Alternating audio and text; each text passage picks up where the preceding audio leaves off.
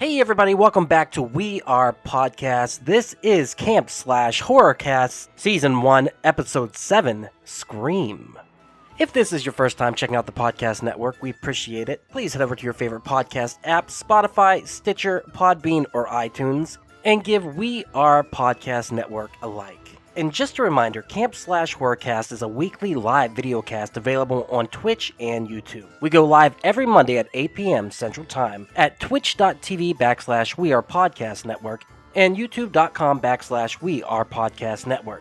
As the Camp Slash Horrorcast is live, I will not be editing the audio for this podcast. So what you saw live is what you get here. Please come watch the stream every Monday at 8 p.m. And if you want to see the previous streams, go check out our Twitch or YouTube channel. And for a full list of future films we'll be watching, please head over to Facebook, Instagram, and Twitter at /WeArePodcast. All links can be found in the description. And with that, on to the Horrorcast.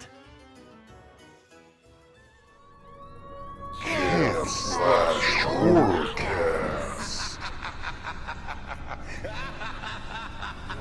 But I mean, Jason Biggs was the pie fucker, and he was. He was the pie So fucker. he's technically right, which is the best kind of right. All right, let's hit it, Ethan. Alrighty. See how this mess goes, because hopefully you guys are ready to do this. You said that like right as I took his I'm live. just saying, hey I everybody. hope this mess goes great. I hope it goes great. Hey everybody, welcome to Camp Slash Horrorcast. We don't have a tagline, but we're gonna watch we're gonna talk about some other fucking movies of the horror genre. My name is Duck. I'm your head camp counselor. Warning up front, I started new medications today. 2 of them, I am fucked up. So let's see how this shit goes. I also have with me camp counselor Jay McClintock. Mr. Jay, how are you doing today? I'm doing lovely, guys. It's great to be here. Excellent. Also, I don't want to wait. Uh-oh. Watching the Dawson, that's all I'm saying. Also, we have Mr. David. Jessup. David, how are you doing today, sir? Coughing. Uh-oh. No COVID. No COVID. I was going to say, you're pretty much quarantined down, right? You don't really leave that place, do you? I go to work like 4 days a week, but it's shut down there. Like there's nobody there. So Yeah, so just nice and mellow. Also with us, we have Dr. Reverend Ethan Eastwood. Ethan, how are you doing this evening? I'm doing pretty good, man. Tonight's a good night. I'm excited to talk some Scream. Now, you've been holding off on this one for a while, haven't you? Mm-hmm. Yes, so I know you were pretty excited to watch this one. So, also we have Mr. Jacob Pinkston. How are you doing today, Jacob? Well, I'm all ready to talk about this movie. I took my notes. I don't know if y'all can see this or not. Yes, Okay. yes, I can. Yes.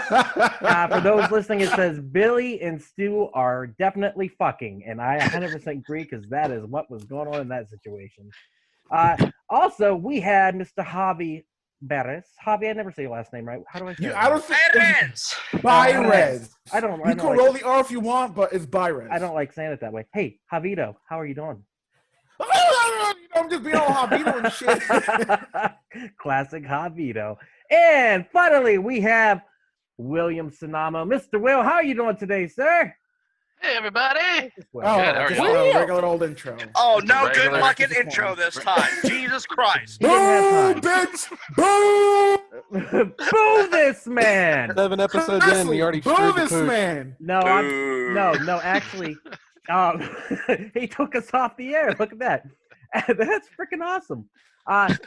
Actually, cheer this man because he was kind enough to put together clips for me. So thank you so much, Will. I do appreciate it. Which is why I had no time to create and craft a wonderful intro for you people. Right. Once Boo. once Doing God's again, work.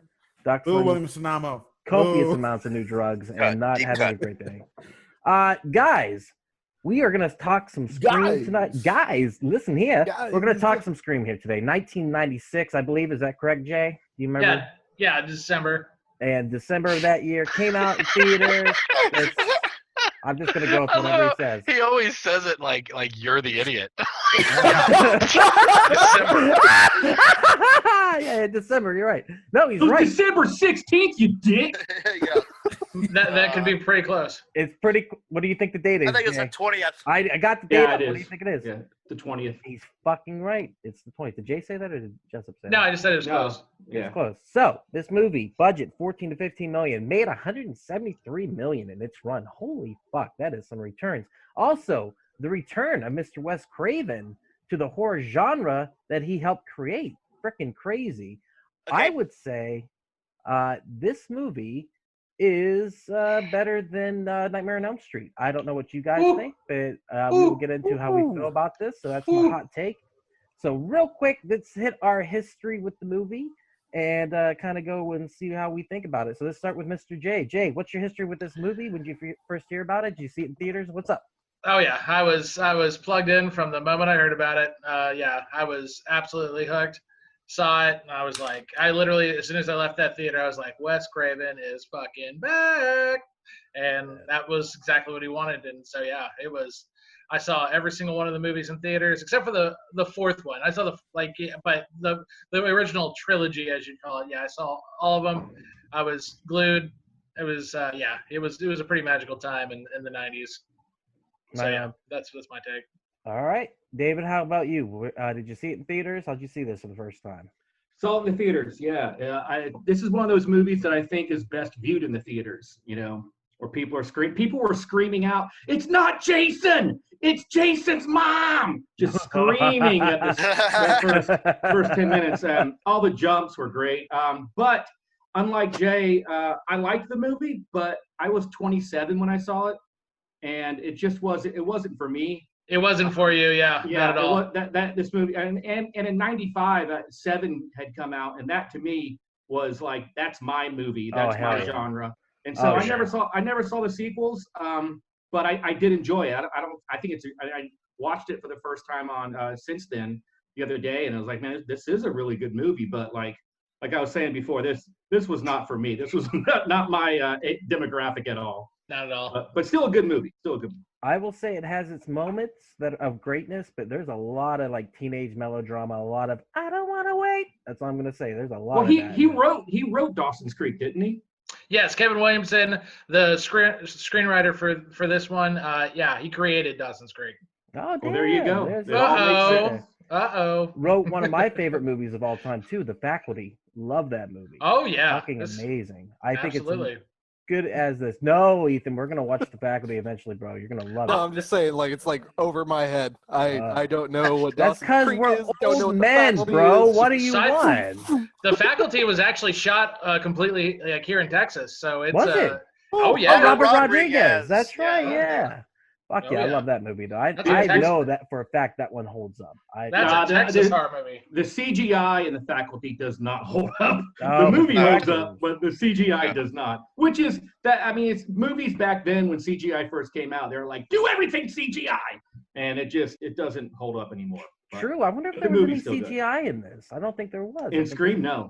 Yeah, I think all practical. But remember that scene in The Faculty where the head comes off and then it comes over and pops on there and just. The We just talked wannabe about that the thing. other night. Yeah. Yeah, the wannabe thing, which like, dude, Yeah. just do practical effects, bro. Yeah. So good though. Sorry, Which the tangent, thing tangent. did. Yeah, the thing was awesome. Yeah. Jake, what do you think? What do you think of this movie? What's your history and how do you feel about it? I was 2 years before this movie came out. I had the Ghostface costume. Wait, Like, what? that was a regular costume at the Spirit Halloween stores or Party City or whatever for like years before this movie came out. So I had two different ones, and then finally, whenever this came out, I was like, well, I mean, I got to go see it. I dressed up as this already. You'd already went out. But I was already indoctrinated in much gruesome horror films opposed to this. So that like this was just a cheesy popcorn movie. It was fun for what it was. I was 14. It was 96. I mean, but I don't love it. I don't hate it. There's a lot of things that I like. I like the self-referentialism in it. It is very self-referential in this. What word is that? Self-referential? Oh, okay. Just checking. Or self-aware would be another good one. Whatever. Either way, you get it. It fucking insists upon itself. But But yeah, I mean, it is what it is. It's an okay movie. I want to piggyback off of you where my memories of this movie. The first time I watched it was not in theaters. It was on pay-per-view. Pretty much as soon as it came out. DirecTV back in the day, of course, had all the regular channels that you pay for. Then it had the pay-per-view previews. And I was 11, I guess, maybe 12, but terrified of scary movies, which is the original title of this movie, right? Isn't it Scary Movie? And then eventually became Scream. And then the parody became Scary Movie. And it was also going to be called like I think another name they were thinking about using was like the California Murders or something like that. Something really stupid and generic. So. Westboro Murders or something like that. Yeah, Westboro Murders. There you go. Yeah, something just dumb. But for this Veteran movie, in a red state. Yeah. Yeah, it did. Westboro Baptist. Yeah, it did. Hell yeah, it did. But so, yeah, we were at my uncle's house, and we were having a cookout or something. He's like, do you guys want to watch a movie? And he was the crazy, cool uncle. He's like, I don't give a fuck. You guys, what you want? Drink all the soda in the fridge, and just don't bug me. I'm smoking cigarettes. And he was like, you guys want to watch this? And we were like, yeah. And I was terrified because I was terrified of rated R movies at that time. Like I said, my brother, he watched Sci-Fi Channel. My parents had to block it. And so he rented the movie. So this is like the first horror movie I ever watched from beginning to end and fell in love with the genre. So this movie made a huge impact on me. It's a lot of fun, and I still like it to this day. So I've probably watched this thing like 50 times growing up through my teen years. And the biggest thing that stuck with me watching it then to watching it now is watching it then, everyone seemed really old to me because these kids who are playing teenagers are in their 20s, right? 25, 26, whatever they are. Watching it today, I felt old as shit because I'm like, oh, they don't look that old. So there's a huge difference between the 20 years between then and now where I'm just like, I got old as fuck. Yeah, David, you could have been an extra in this movie. I know. Well, did you notice like the scene in the bathroom when the bitchy girl comes out and she's talking shit? The hot about girl. her. I'm like, that the hot girl's girl, like, right? yeah, it's like she's 35 years old. What the fuck is this? I asked that girl out to prom. Yeah. I know. It's like, why is there a teacher in the student's bathroom? That's not a fucking student. That's The Fonz looked old as fuck in this too, so now he must be a goddamn crypt keeper. I don't know. He's like 75. Yeah. Will, how about you? What's your history with the movie? Did you like it? Where'd you go to see it? I remember going to see this in the theaters with a buddy of mine, and I was very excited because I like these sort of movies. And when we came out, he looked at me. He's like, "How did you like it?" And I said, "I liked it." And that's about as much as I have for this movie. I think you and I, Will, are in the same boat on this. I liked it. Yeah, it was good. Did you watch the sequels? Yes, I have seen all of them. I didn't even realize there was a part 4. Yeah, part 5's coming out soon too. 22. Yeah. No need for idea. it. No need for it. There was no need for part 4.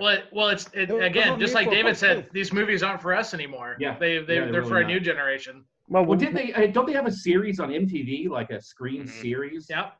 It's on Netflix right now too. You can watch it. Nice. Oh, thank you. Very nice. Very nice. Javi. Yes. Javito. What do you think? What's your history with this? Where'd you see it? Did you like it? What's up? All right. I saw this.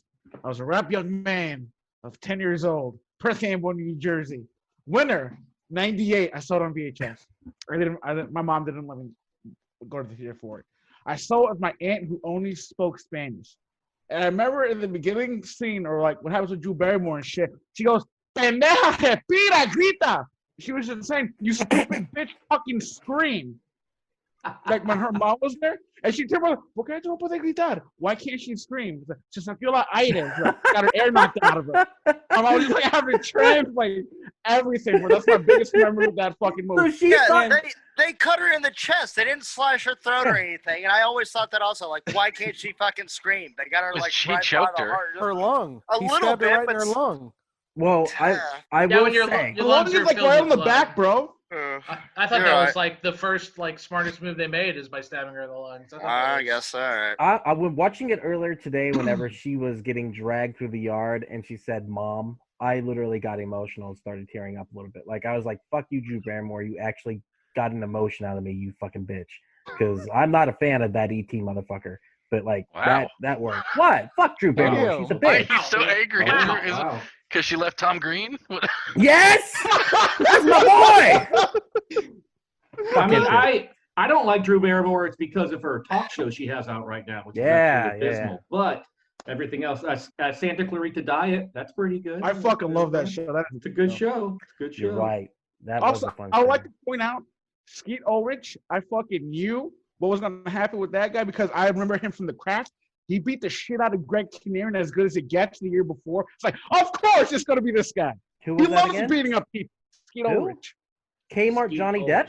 Kmart Johnny Depp. All I was right. gonna say it That's- looked like yeah. Tom Holland's derpy ass cousin or something. Well, I mean, if you go back to Nightmare on Elm Street, that's Wes Craven used Johnny Depp Well, and he was certainly has a basically like, Yeah, I don't think that was an accident. And no. had At him all. jump in Yeah. through the window on the second floor. Yeah, He loves having the same boys thing, jump in yeah. through the kids and girls' 100%. windows. Yep, he was like, Johnny Depp's too old, but this guy isn't, and he's a lot cheaper.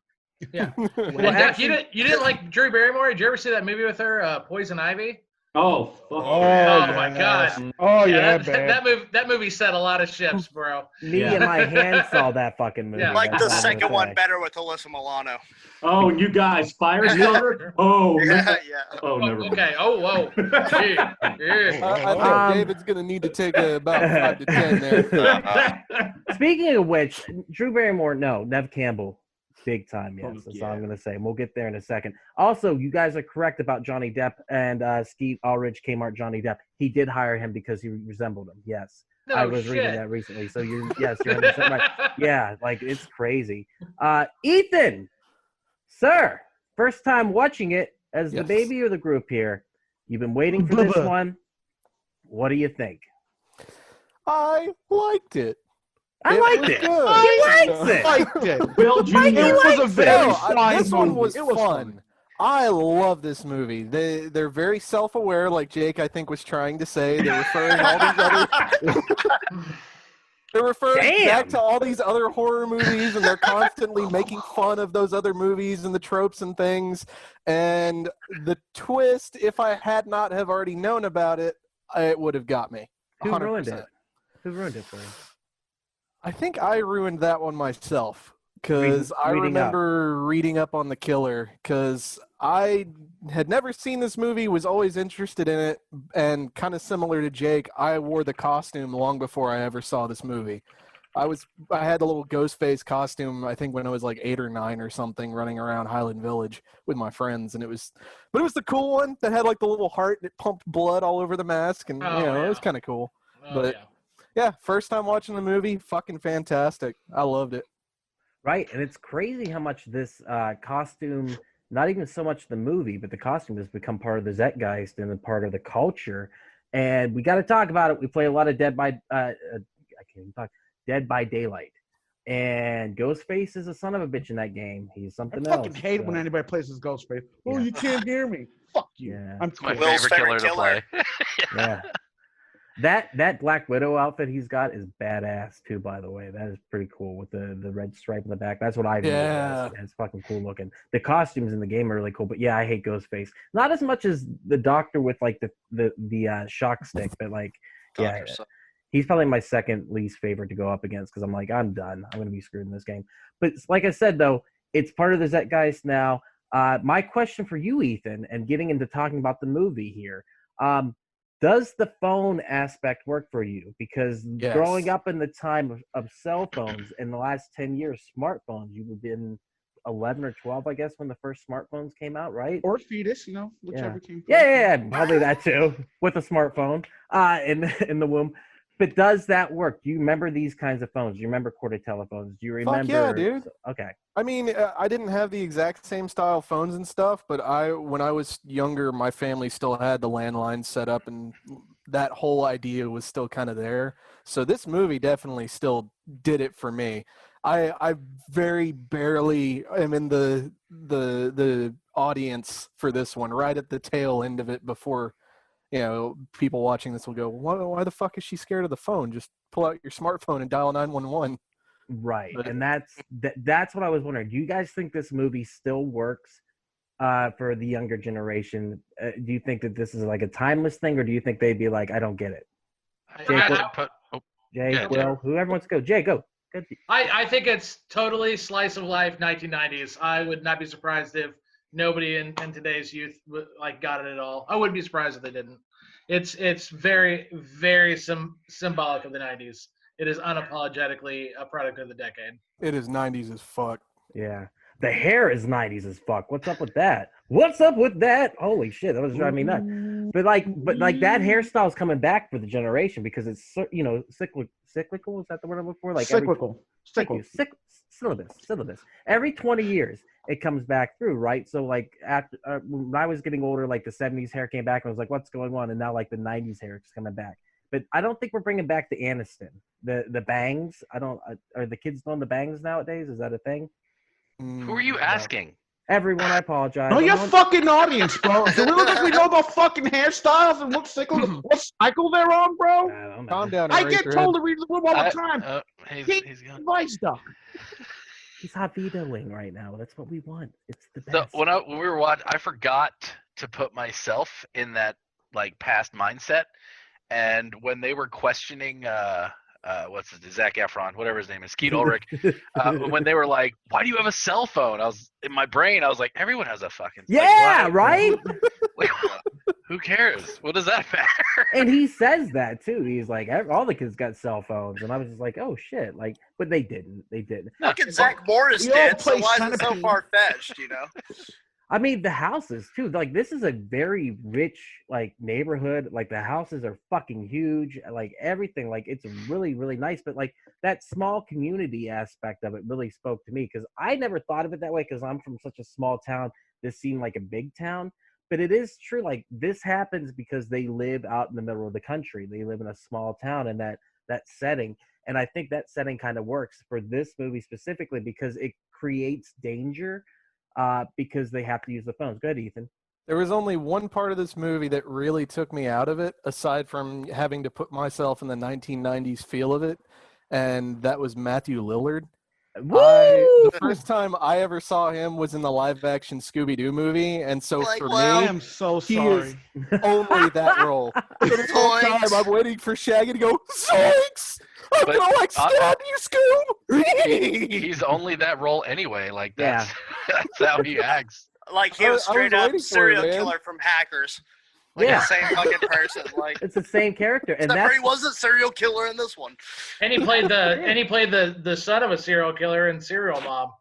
oh damn. Look at goddamn Kathleen Turner, bro. So what I'm getting out of this is all he can play is Shaggy and serial killer. All he can play is One or the other. Summer Catch, that movie with fucking Star Fox that I thought was like Freddie Prinze Jr. He was Matthew Wing Lillard. Commander. That's Wing Wing Commander. Commander. There it goes. You call Fox, Wing what the Commander fuck? Star Fox. It reminded me of Star Fox when I was a kid. That's pretty Wing awesome. Commander Star 1999. Fox. But he was also the same character in that movie too. But I mean, 13 Ghosts. he was killer in 13 Ghosts. He was still pretty like much the same. a more That was- serious Matthew Lillard. That was pre-Shaggy not too. very I serious. forget who it was. Someone recommended 13 Ghosts to me, so maybe It's we should such a do good that one movie. on here. Oh yeah. Monk No. isn't- No. Okay. Why not? I Well, have no preference. I just chiming in. No. All right. All right. For you, he's Shaggy. For the rest of us, he's Stu and the guy from the Hackers, whatever that character's name is, and like all the other shit we're mentioning. Because SLC Punk. yeah, dude, yes. Yes. So we have love for Matthew Lillard. No. I can see No, from a I distance. don't like him. No, just talk about it, David. What's up? You don't Yeah. like him in this movie, or you just don't like him in Oh, general? I just don't like him in general. He's just too obnoxious. I mean, it just how many times did he have to stick his tongue out and do the Gene Simmons thing in this movie was so fucking annoying. You And know he, what? to me, he looked like definitely the guy that was like in his 30s trying to be a high school student. Like he looked way too fucking old. And, Hello, you know, fellow I- kids. And I had an Exactly. issue. I think he How was do you feel about bad kids? casting too, because he was so much taller than Skeet that I think it would have been obvious him dressed up as the killer would have The been height so difference. obvious. Yeah, the Yeah. height difference was nuts. But that's whatever. No, Yeah, I don't like you it. have a good point though, because he overacts like crazy. But I think for the climax of the film, it kind of works, and it makes you I do adheres. like that. We When- are when learning there's- some words today, baby. Yeah. Yeah, once again. when they're Welcome stabbing to each English other, class. I thought that was really cool. When they're both stabbing each other, and he's Hold like, up the "Dude, sign, I'm Jake. starting to Hold up the die, I'm sign." dying." You know, That's what so- you're talking about. That's how they were stabbing each other. Right there, there. right That's there. what it Stu was. are fucking. Well, he can see it in his. But yeah, I mean, 100%. Like that was they are fucking. They are definitely 100% in a relationship to the point where I think they had an agreement to kill each other's girlfriends is what was going on. Yeah, I you honestly do my got that girl and I'll feeling do like- you, girl. When I was Exactly. watching, I kind of got the feeling from the Hitchcock movie Strangers on a Train. Like, what if Okay. they have? Yeah, you has anyone else seen that movie? You mean Yeah. the one with Billy Crystal and Danny DeVito? No, not Wing the mama Commander. from the train. Owen. Owen. Hitchcock had a movie called Strangers on a Train where these two guys meet on a train, and this guy's I complaining know. about his. Oh, okay, you guys know. No, keep going, Javi. We're listening. Go. We're just. Oh, the like box. these two guys meet on a fucking train, and this guy's complaining about his wife, and this stranger, I can't say because Bruno's like, yeah, I'll kill your wife for you. So he kills him, and then he says, okay, I killed your wife. Now you got to go kill my father. And I was like, I kind of got that vibe from Stu and Billy. Good take, Javi. Good take. Well, I mean, but honestly, like it's so weird because I kept wondering if Stu or not Stu, but Billy was based upon the West Memphis Three. I can't think of his name. Damien Eccles. He Yeah, kind of yeah, looks that's like it him a is. little bit. Yeah, right. There's a connection there, right? So kind of like the off kilter thing. And Damien was not guilty of the murders, of course, but like I think with the timing with that between 94, 95, and they made that, or whenever the trial happened, and he was just so over the top and crazy. And the West Memphis Three is just an insane story of what happened. But like, he was so fucking goth kid, he didn't give a shit. And like, this is kind of that psychopath like stereotype. And like, Billy comes across even worse now. When I was a kid, I didn't think so much. I was like, oh, he's just a weird kid a little bit, but whatever, you know. He comes across in this movie like a psychopath. Like, it's Mommy, so, daddy issues. right, and the red herrings here and there everywhere of like they introduce a character that might be the killer, and then they introduce another character that might be the killer. And They did a really good job with that. All of the characters had very convincingly were pointing fingers at one another and blaming each other with valid fucking points as to why they could be the killer or them or whoever. We haven't even mentioned the best character in the movie, which is Randy. I love Randy. He's far and away like the heart and soul of this. I don't know who do we like more, Randy or Shaggy? I personally like Shaggy Like a little bit more. Zoinks. Yeah, I like Shaggy more. What about you guys? You got who loves Randy? Hobbs, you love the Randys. You Randy's gotta a love good the character. Randys, right? Team Randy all day. I Jamie like Randy, Kennedy. but I'm Team Stu. Team Stu. Yeah, I'm with Stu. I I'm worked Randy, at bro. I worked at a video store in the '90s, so I connected with Randy. I was like, I've had those conversations at the video store. But Got here's the fired thing. twice, still work there. Yeah. They brought him. But here's the thing: the killers are just as knowledgeable about the movies as Randy is. Like, Well, there was always seemed to be like if you look at the movie and you watch the microaggressions between different characters, between Stu and Randy specifically, they were kind of paired off. If you Right. watch it again, you'll realize that those two in particular were meant to do battle. you're right That's- because That wasn't an Billy- accident. Billy chose Stu. He chose him. It's almost like the Columbine thing. I hate to bring that in because that's a real tragedy. I was going to ask you that. When was Columbine? Was that before? 99. 99. So Oh, so it April was after 99. Scream. Okay. But here's the Well- thing: well that after, that was a codependency that was similar to this dynamic that they have. Maybe he saw Randy as a threat because Billy could have picked Randy too for the movie stuff, for understanding the stuff. So maybe that's why there's that fight that's going on. the whole time. Randy plays that classic role in a lot of mysteries where he's the quote unquote bumbling idiot, but at the Fifth same wheel. time, but he's also the bumbling idiot that knows more than everybody else, and he proves that time and time again. At least in the first movie, at least in the first one. No doubt. And fan favorite to the point where there was like a petition to bring him back for the third in some way. They did bring him back in the third. Yeah. Spoilers, big time spoilers. Randy dies in the second movie. He's in the second movie. He does die. And they bring him back in a very interesting way in the third movie. Javi, Are we not going to watch those or something, or are we just going to keep No. spoiling movies Hologram. I haven't seen? You had time. Yeah, they bring him back as a hologram. That's what they do. It's crazy. But technically, Kanye West bought it. It was Tech- really sweet. Yeah. technically though, the technology. Most genius, man. Oh yeah, what was that? Come on, that was ridiculous. Like that, like you said, Jake. At a certain point, you're like, he wrote that part. Like, come on, like. Yeah. But this is like it is almost hologram like because that technology for the voice changing thing gets more and more progressively, which would be the same word in this sense, technically involved because by the third movie they're able to do other people's voices flawlessly. makes Yeah, no but the guy sense. who did the original Ghostface voice, he was Roger pretty Jackson. Much, yeah, he was pretty much the mainstay. I mean, they used He was- others, but he was still the king. The thing that he was, I think, most known for before that, he was Mojo Jojo on fucking Powerpuff Powerpuff Girls. Didn't know that. Sure was. Really? Yeah. That's Yeah, I cool. didn't know that. Oh yeah. What? I thought he was the guy from Hackers, like the guy that was in the Super Mario Brothers movies. That's not the same guy. It's a The guy different from Short Circuit. Yeah, that's who I thought did the Fisher voice. Stevens. Fisher You thought Stevens. no, Yeah. that was a big time misnomer, but yeah, it wasn't. Him. Yeah. Yeah, I always thought it was him. So and then My Science Project. Ooh, that was a Yeah. classic. But watching it today, I was like, that doesn't sound like that guy. Like, but I did like the fact that like it sounded like they had the cadence of the Stu and Billy within the Ghostface Killer, almost like they overdubbed it. But I don't know while filming if they probably knew who the killer was by the end of it. So, but there were certain times where it definitely sounded like Billy. And before we start talking about Tiro, we've been talking about the villain so much. Billy and Stu, obviously two killers. The movie sets it up. Like, how else would they have gotten everything together? How could they be in so many different places? And they play with that back and forth where, like, obviously they caught the killer off the bat with Billy. And then Stu basically says, I'm the killer over and over and over again by his actions. Who do we think killed who in this movie? Like, that's always been the debate. Who did the first kill? Who did the second kill? Who did the killing blow? Any Billy. opinions on this? Go ahead, Will. Billy killed Drew Barrymore. You think Yeah. Billy did?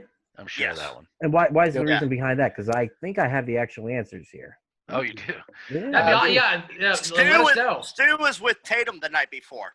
Yeah. I he could had see an alibi. Stu killing the principal for some reason. It just feels like his kind of death. Plus, he looked taller. Yeah, I would say that too. That's interesting. Second kill, which would be wait, you just said Winkler. First right? kill was Steve. Second kill was Casey. So Right. they slashed Steve up so quick. What are they like? They turn out the Oh, lights, yeah. and then all of a sudden he's just sitting there, and his entire How? fucking nuts and That was torso just so cool. slashed open and like that fucking quick. You I'm like, only saw that in the unrated version. They had to cut that out for yeah. purposes. Yeah. That would have had to have been Stu, wouldn't it? Because he was the one that was talking about the perfect way to gut someone like that, and he described it perfectly. Go straight from the groin up, and just but everything he didn't falls do out. that. This was just the dude's guts were out. It wasn't Yeah. a straight cut from the nuts to the neck. All right, I do have the answer. You guys want to know who it was? Who was it? Where did Or do you wanna the debate it more? answers come from? Internet. The writer, From the internet. Oh, okay. but from the actual These writer, are from like Kevin this is Williamson who it confirmed. was. Yes. So, any more debating on that? Hobby, who do you think did it? Stu or What? Billy? All right. For the beginning kill, Mm-hmm. First two. Billy. That's Billy. You think? All right, Billy and Stu for the first one. I'm Little with you, combo. David. Little combo. I'm Yeah, with That you, makes David. Tag sense. team? That makes sense. Yeah. I think Billy was on the phone. Stu did the killing. That's what I think. How about you, Will? I think it was all Billy. All Billy all day. All right, Okay. All right. The answer is Stu. Confirmed by Kevin Williamson. He killed Casey. And Steve. That's correct. Wow. So who killed the teacher? The principal.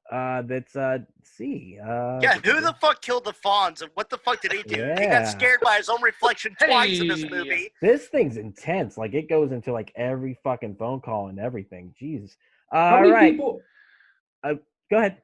Who was it? How many people were killed? There was a cameraman, right? Right. Yep. It was going to be. So you're looking at the.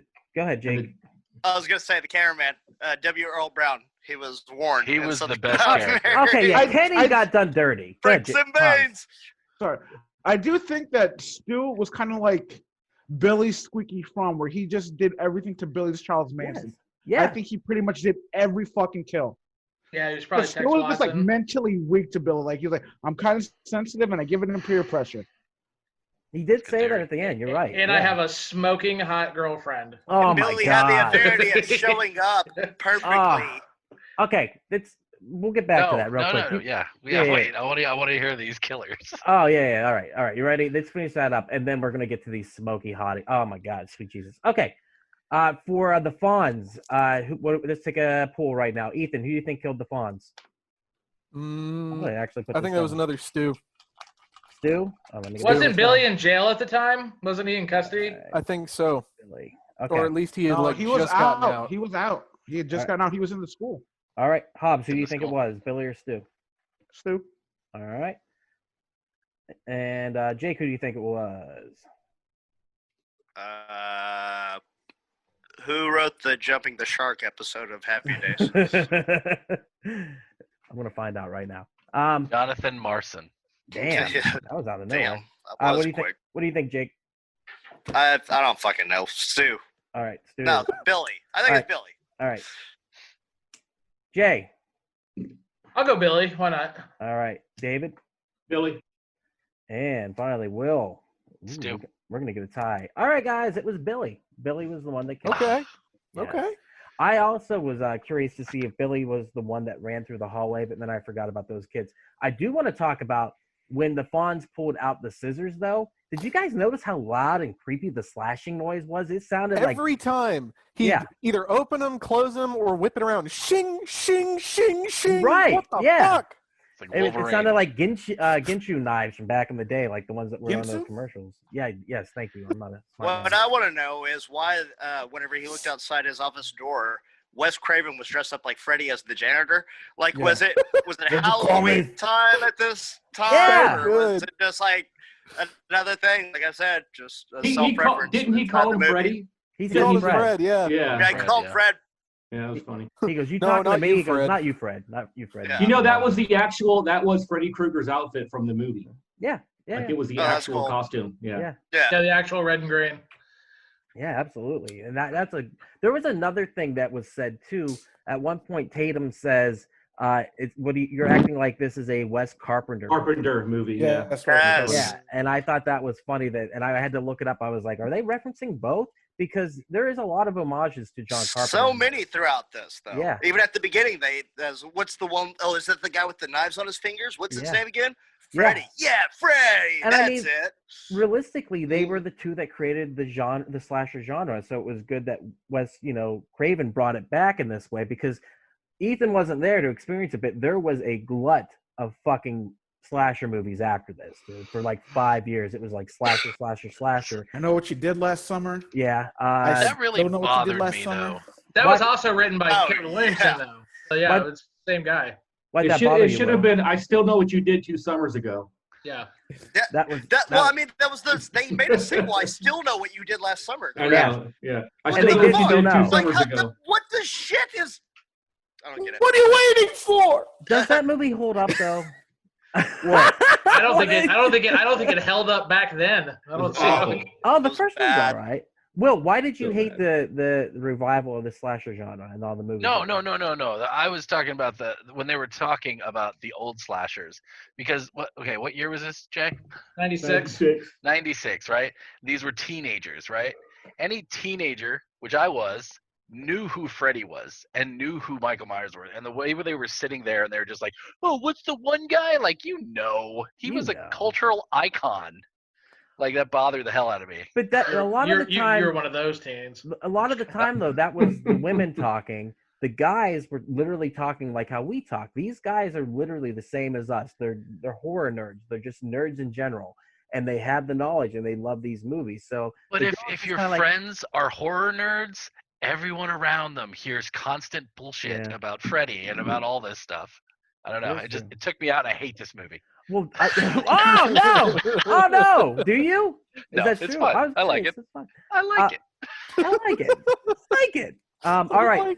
Let's get down. It Let's looks like a finish Howard. these killings real quick. Tatum's Yeah, well- murder. What Oh, do you guys definitely think? Billy. 100% Billy. Still. 100% Billy. I'm on Stu's side. I Stu was think it was inside. Billy. Stu, I'm totally Oh, thinking it's remember, Billy. like he went to go grab beers and shit. wait. That was No. after. No, he sent her to get him a beer. Oh, But weren't Yeah. they getting it on at that time? I think thought so. so, Yeah. too. So I think Billy and Nev? No, wait. Not quite. I Are don't we think talking Billy had even arrived at the party yet. Are we talking about Tatum's death? Yeah. Yeah, that was Billy, I think. Totally Billy. How about you, David? What do you Nope. think? I'm going to go with Stu. Okay. Is that everyone? Who I am think it missing? was Billy. I'm Team Stu also. All right. So it will be the most controversial debate of the Scream series.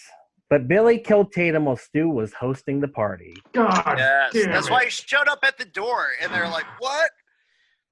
Also, Yeah. the most unbelievable death in the whole movie, dude. There's Thank no way you. that fucking Thank you. garage door can hold Thank up that you. body weight. Like, what No the way. fuck? That was No the fucking stupidest fucking death scene yeah. The She could have dumbest easily death picked scene, through that little cat and door too. it's so ridiculous, and it pisses me off because the opening scene, the opening 10 to 15 minutes of this movie is some of the best in horror cinema, and that garage door is some of the worst in horror cinema. And it even smashes her face too. I know. No garage, dude. You tug on the garage door, and it's like I'm done. Go up. It will not go up. Broken. No, it's. So I agree with you because I was watching it earlier, and ever since I was a kid, I thought it was a great death. I thought it was a lot of fun. I thought it was interesting. I thought it was unique, and I was just like, that. She could have fit through that door. I really think she could. Yeah, she totally could have. And oh my God, how about them fucking tatas? Oh, sweet Jesus. Let's get to the tatas real quick. David, earlier you said best $4 I spent this week. Is that not correct? Yeah. And I had forgotten about it. When she comes out, and I watched the making of this, and the rumors were that they were fake, and they weren't. It was just really cold when they were filming. And so when she came out, that's just how they were, and they're beautiful, man. I would say she started dating Manson like right after this, also though, because she was like a fucking scream queen. Oh yeah, you're right. It was after Jawbreaker. My bad. But no, was it? No, Jawbreaker was after this. Yeah, Jawbreaker was after. Yeah, this. Yeah. But that's the thing, though, is no, her dating Manson is what I was talking about. Yeah, because he was in Jawbreaker. But those tatas are sweet. But the second best, I would say, these are the second only two. Rose and who's playing? Dang it, Neve Campbell. Clerks 2. Who's in Clerks 2? Rosario Dawson. Thank you. I kept getting it. Rosario Dawson on the roof when she's doing the bounce. Oh. Go ahead and give it BC 1, 2, 3. Oof, my goof. Woo! Sweet Jesus. Yeah. So David brought up though the beginning of this movie. We really got to tackle that because the first 10 minutes of this movie are classic, and alone they changed the genre. They really did. I don't know if they were doing that misdirect on that level because as much as Drew Barrymore can go fuck herself, I didn't say that. Hopefully that will come back to haunt me later. I don't know. She's probably a nice person. What do you hate? What do you have against her? I don't know. She's delightful. Have you I seen know. The Wedding Singer? Let's get into this. You're right. She's Julia Gulia, bro. Whatever chance we had of ever interviewing her about this movie just went. I'll be honest with you. The reason why is because she was mean to Kevin Smith. That's why I have an issue with her. Let's just the fact that she gets killed, and this is one of the greatest misdirects in marketing. You're totally led to believe that she's the star of the movie. Right. Yeah. Her face is just boom right on the fucking cover. Right. Oh yeah, for sure. She's early in this movie. Not just on the cover. She's like the most prominent figure on the cover. Like she was the main thing in the trailer, also. Absolutely. It was a big. They really capitalized on that. Bad day for Drew Barrymore fans. Did you guys know that that was Drew's idea, that she was cast as the lead? She had a scheduling conflict too, though. Yeah, but she was scheduled as the lead, and then she suggested doing that, and then Wes Craven was like, "Well, fuck this, I'm not doing this movie. I'm gonna back out." And they had to talk him back in, like, "Hey, dude, stick around." But that is one of the best moves ever because the audience is like, "There's no way she's gonna die." Right. It's the first rule they broke. It's the very first rule they broke. And it set a completely different tone for the rest of that movie. I remember when I first saw it, I was like, holy fuck, we killed a big name right off the bat. I was like, oh shit. You guys, I have to say it, but when you see her hanging in the tree and her guts hanging out, that's when the batteries dropped. Yeah. Immediately. There was like multiple battery drops throughout this movie too. Did this movie have the earliest battery drop of any horror movie? Because I would say that the first battery drop was, I want to see who I'm looking at. Oh, yeah, for sure. When he says that line. And then the second battery drop was when he said, I want to see what your insides look like. Oh, so like batteries were being dropped constantly. And then it's a cargo train with Duracells in the back that fell over. Flying out. And then when she tries to say mom and she can't, I'm not even joking. I said it earlier. I teared up a little bit. And that's the thing. As much as she can go fuck herself, once again, this is the thing. She's an amazing actress, and she's really good and so charming. And everyone, she was America's sweetheart back then, but she really, really. She's talking about. She played Amy Fisher, and she was Poison Ivy. She was no sweetheart, man. That was the bad guy, but everyone remembers her. Bad girl. What do they remember? She was in Bad Girls or Mean Girls. What do they remember her as the most, though?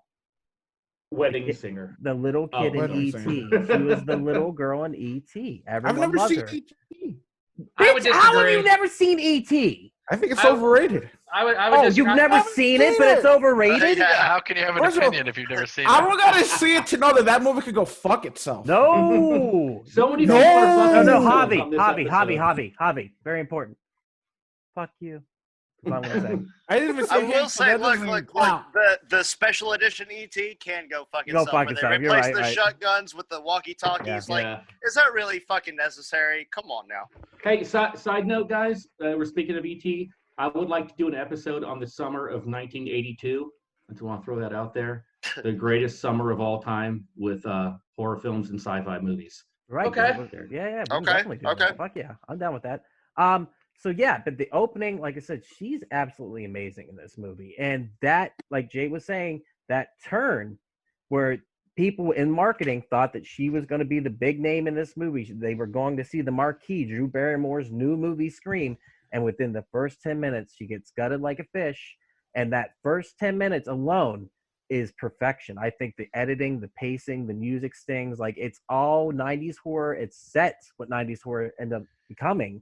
And she sells it. And it's literally 10 minutes of her just It's a perfect Oscar- hook. Oscar-worthy performance, I think. She's really, really good in that. Go ahead, Real David. quick, during the making of the movie, they were sitting in the studio, the dailies, and the studio was about to fire Wes Craven because they fucking hated it. So what he did is he filmed the first 10 minutes really fast and sent that to them. And they were like, oh, Yeah. okay, we get it. Now do Yeah. whatever the fuck you want. Well, it was the Nice. Weinsteins, too, that were the head of the studio at the time. Like, a lot of the drama that ended up happening recently, especially with Rose McGowan, was based upon what happened here. And Oh, really? She was at. Yeah, because Harvey ran Miramax. Dimension. His brother ran Dimension. Dimension. That's what it was, yeah. And his brother was the one that came up with the title Scream. He Yeah. hated scary movie or Scary whatever. movie. Well, Yeah. he was right. Yeah, Scream I mean- was really good. He was. The other thing is the crying that she did. The way that he got her to cry was he kept telling her about a story about a dead puppy she had read earlier in the day. Oh my god. And yeah, Wes Craven's a beast. Like he went in there like hard and got like at her, and like every time she was trying to cheer up or things were okay, probably had a muffin or something. He was just like, "Remember that dog that died?" And she's like, "Oh." But just Yeah, so I mean, good. you really do feel her terror when, I mean, it's really like it's brutal what they put her through. It feels You know? like genuine terror. If Yeah. she is acting, I can't tell. Yeah, It it's really feels- good. True fear. Can we take the popcorn serious though after seeing Scary Movie with the giant thing of aluminum popcorn? Like I can't.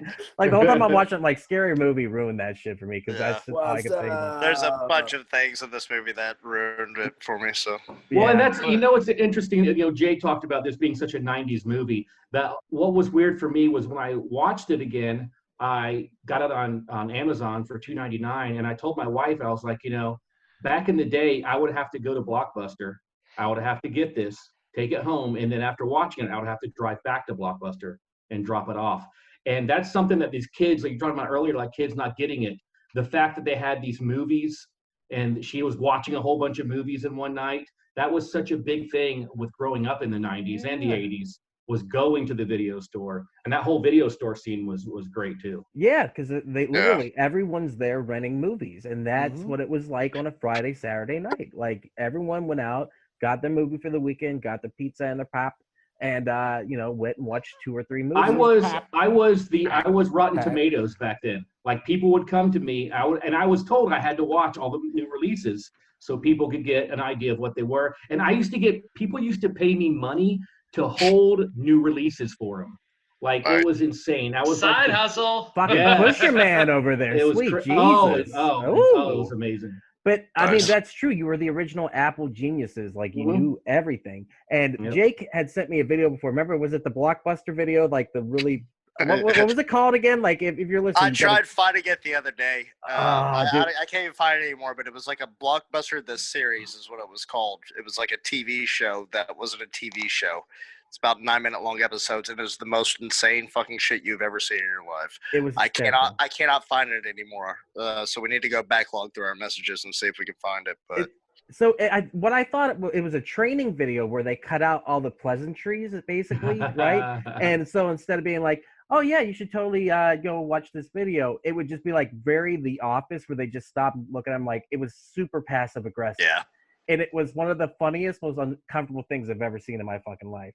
But getting back on track, it was so good. I apologize. But yeah, going to the video store. We've talked about that before on the We Are Air podcast as a ritual, or just like how it felt and like how you would connect with the person behind the counter, especially if you were a cinemaphile or somebody who liked a certain genre, and be able to talk. Like you could sit there for a long time and talk movies, and it's like a certain level of what we do now where we have respect. Like Javi said the movie earlier, Strangers on a Train or whatever it was. I don't remember. But Jay knew what that movie was. Star Fox, that's what it was. But that's what I'm saying. Like, you get a certain level of, like, respect for knowing that movie and knowing the plot of that movie, or being able to quote movies. Like, Jake and Hobby will destroy me with quoting movies because my brain is mush at this point. But Always was. Oh, thank you. I appreciate that. I'm sorry, Doc. I'm sorry. Thank you for bringing the podcast to a halt. Yeah, that was so aggressive. Yeah, are you from that Blockbuster video? No, it's fun. But yeah, it's from back in the day. Ethan, did you get to experience that at all with the Again, I kind of caught the tail end of that. Most of my memories of no, not even Blockbuster and Hollywood Video. I'd go in, run up and down the aisles, and most of the time I was in there in the video game section renting whatever for my GameCube. So, and I think by the end of it, the last thing I remember was going in there and buying some junk games from Hollywood Video like the week they were closing. Ethan, and then gone. The Blockbuster Video by my house rented Virtua Boy games. Oh. I'm just saying, like, that was like, I couldn't believe that shit, but we rented a Virtual Boy from Blockbuster. What? Yeah, they rented Virtual Boys and games. Yeah, dude. Yeah. The first time I had an N64. N64 is the first ever game I ever rented before I bought it, and I rented it from a Blockbuster. Damn. Yep. And Blockbuster had exclusives all the time, right? David, that's where you worked, right? Well, I worked at a mom and pop video store. I didn't actually. Oh, work at that's even Blockbuster. better, Like though. a family video is so much better. Yeah, so Yeah. much better because, like I said, you get the person like you behind the counter who doesn't have to give as much of a shit, doesn't have to. I fucked so many customers at that video store after we closed. It was awesome. Dude, he was Randall from Clerks. We were fucking one time, and we knocked over the cases that were holding the videos, and I had to run around and pick them all up. Yeah, it was awesome. Wow, fucking! You were Like you still had them in the connected? fucking video store too. You were stuck together like dogs when they got the pink thing in there. We were doing doggy style, and I was thrusting too much, and it pushed her into the things that were holding up the videos, and it was like a domino effect. It was like. Yeah, it was amazing. Was it the all dogs in heaven standing? Did y'all have the adult section with the curtains? We didn't have a curtain. Because this was Fort Myers, Florida, so we weren't allowed to have. They don't make curtains there. Wait, no, what? No, so the adult videos didn't have penetration. So it was still called the adult section, and they were way in the back. It was way. I was gonna say after you were done with them. Skinamax. Yeah, it was Skinamax. It was very frustrating adult thing. The camera would be going in. You're like, yes, I'm going to see some. No, there's a plant. Okay. We'll go Yeah. Sounds like you were sexually frustrated, but not that often because you were fucking hard. How many? Oh, I was fucking hard. Give us a number. No, I'm sorry. I'm gonna live vicariously through you, man. You live the fucking life. Do you have an abacus? Just start counting up. All right, guys. Let's talk about. We got to get to it. Let's talk about the star of this movie. Let's talk about Nev fucking Campbell. Good point. Excellent point. You know, Nev Campbell's the only one that's believable as a high school student. Like I believed her as a high school student. Oh, she's so cute. So cute. Oh my God. Javi, tell me. Yo. I'm right about that one, right? Adorable. Absolutely. There's something about that John Chin that I really like. Yeah. As a person who is drawing right now, Nev Campbell, as we do this podcast, what is it? We were talking about it earlier in our chat. Like, it's just like, she's just all American, man. She's all Party American. of five. Party of five, man. Yeah, all American. Party of five. She's very vulnerable, but she also has that badass Sigourney Weaver thing to her also, where she could and that's the thing I loved about this movie was how many times Ghostface got the shit kicked out of him. Yeah. And the sound effects, the sound effects of him getting hit was so funny to me. Oh, ow, Yeah. Yeah. He is a bad killer, but great at the same time. Well, there's He another can't thing give his about voice away. So he has to like make these weird grunts because we all know Stu would be like, like he wasn't, like, you know what I'm saying? It was like, Billy down the they had to line. You're make, like, right. yeah, like Oh, they you have to hit make me, these man. weird oh God, I'm fucking dying. well, literally 6 months before this movie even came out, we had The Craft. And a lot of people will tell you that The Craft is like a spiritual prequel to this movie, mainly because it has two of the stars. It's Skeet Ulrich and it has Nev Campbell. Nev Campbell plays a burn victim, a very mousy, nebbish book mouse. And so to see her go from that role, very submissive, very just one of the like henchmen basically of Fairuza Balk, to where she transitions to where she's the main character. It's quite it really is quite a metamorphosis. I thought so. And then she wasn't done. Sorry, David. No, I was just saying she's just a really good actress. You know, she's Well, and my wife was watching this and she looked at it and she was like, "Holy shit! How many famous people are in this movie?" I was like, "Yeah." No, fucking, Liev Schreiber plays the guy that gets framed, and he didn't have any lines. He's probably the most famous now. I think he's next to Courtney Cox has done the best. Jake, what were you going to say, though? It's not finished. What's the next movie that you were going to say? Wild Things. Woo! Ooh.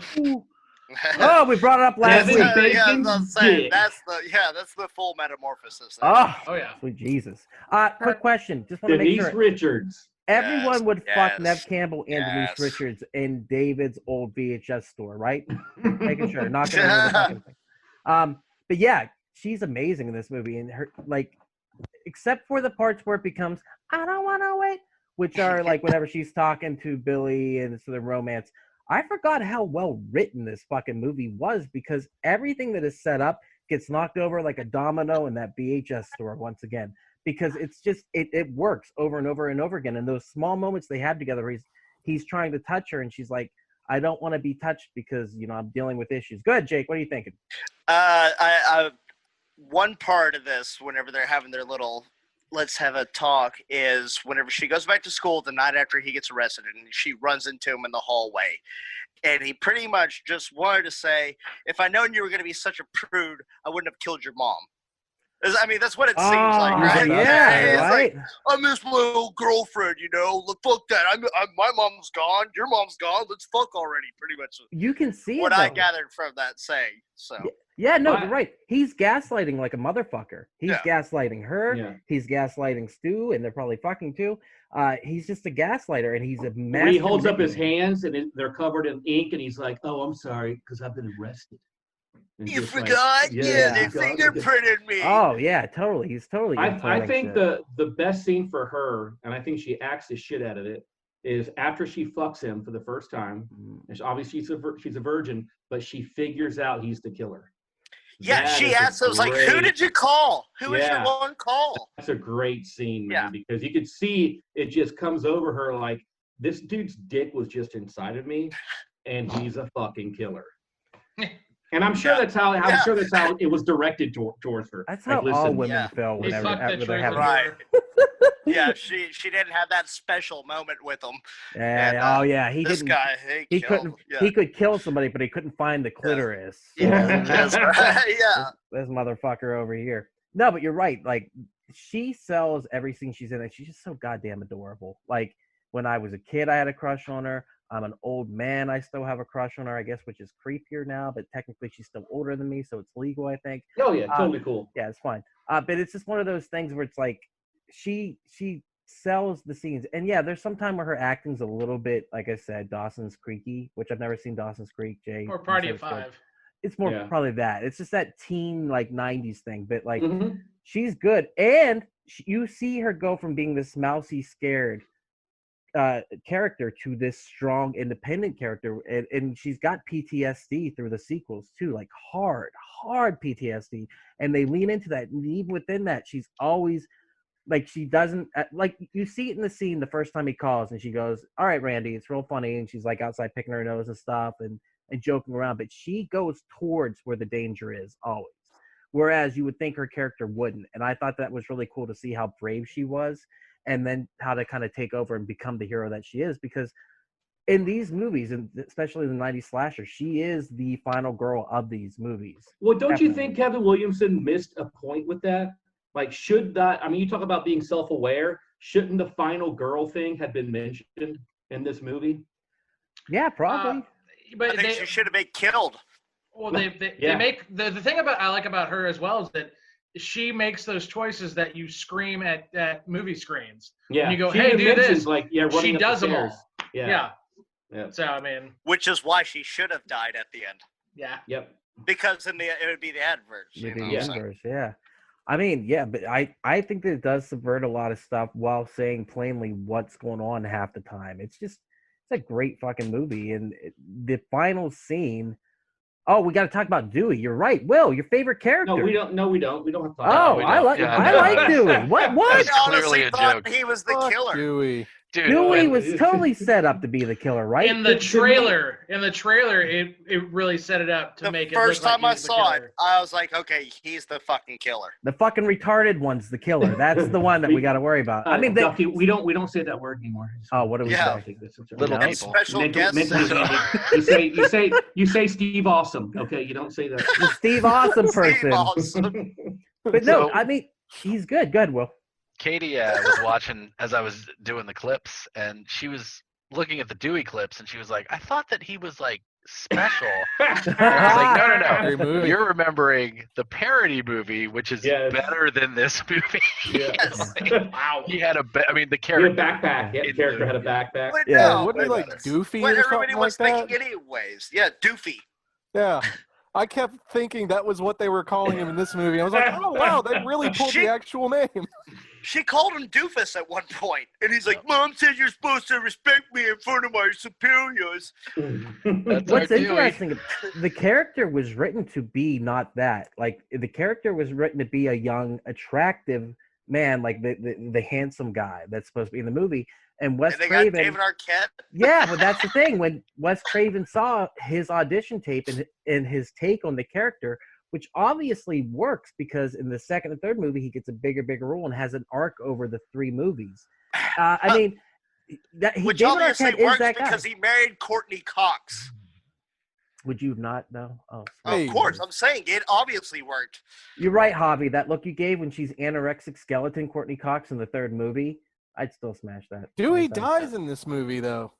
No, he doesn't. What? What movie did you watch? He got stabbed. Did you watch Yeah. the end of the Jumped up movie? on a cane. Jamie Kennedy got shot in the chest. Yeah. And He got stabbed. he gets pulled out in the Shoulder. stretcher at the end. You didn't see that? I thought he that lives. was fucking Randy. No, It's that a was running Dewey. gag that Dewey It's Dewey. pretty much kind of dies in every movie. Right. Like he is the Kenny of these. You bastard, you funny. killed Dewey. It's not even a joke. It's totally true. It's true, and he actually, in some ways, the trifecta of the three, which in this movie isn't cemented so much, but like you get that the survivors become, like the trio, the Triforce, if you will, for this. It's an interesting dynamic between the two, and obviously the love story that goes in this movie stretches over the next two. So there's an arc of that story over the next, the original part of the series. The fourth Does movie can Randy go fuck get his itself. shot? Does Randy get Yeah, his he shot, gets though? his stab. Yes. I already ruined it earlier, dude. Randy gets fucking taken out, bro. Taken out. Dunsky. Yeah, but I mean, honestly, yeah, I like Dewey. I like the way he's played, and even more so being old now. I'm like, wow, that you can actually see them kind of falling in love, and they did in real life too. I mean, they did end up getting married and having kids, I believe, and all that stuff. And whoever said it earlier, that's right. Like in real life, she probably did help him continue to act for a period of time, because Courtney Cox was making millions of dollars. He comes from a rich family too. He comes from a family of actors. So He's Tom I mean, Arnold. he is. You're right about that. Yeah. Which is so funny.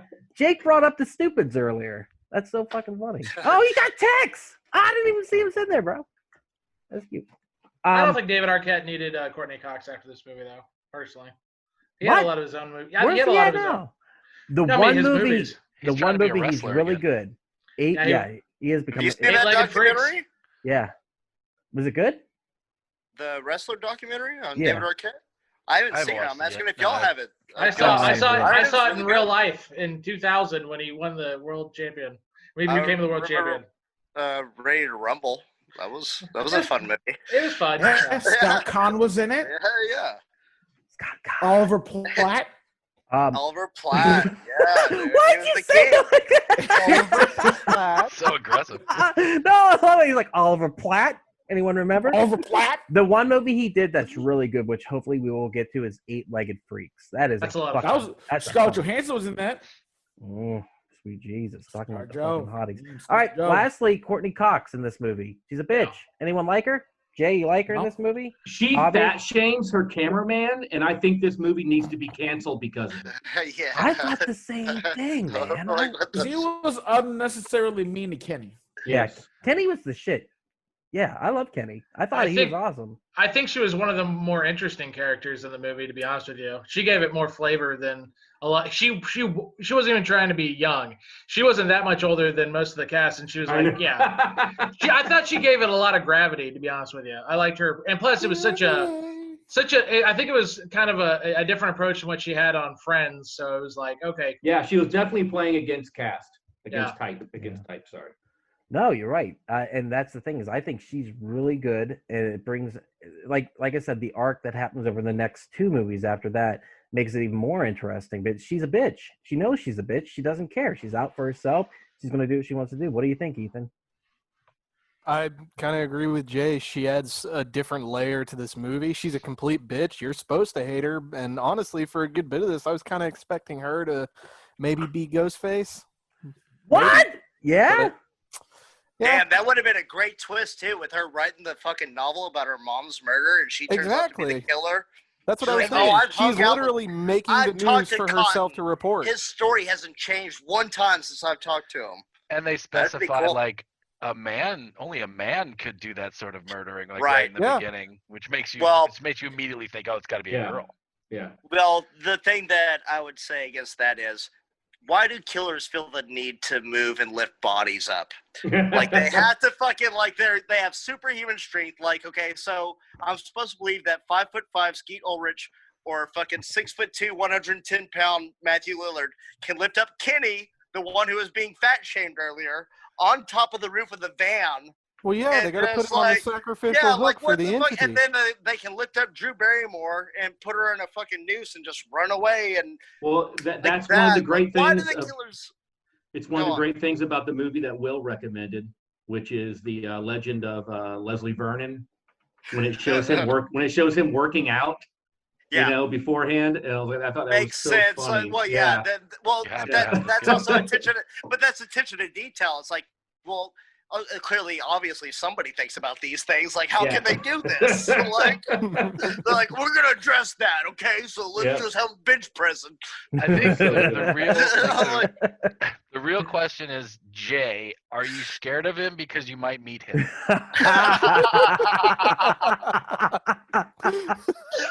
No, my city met a much scarier killer named Heroin about a year later. So- Oh, downer. Boo.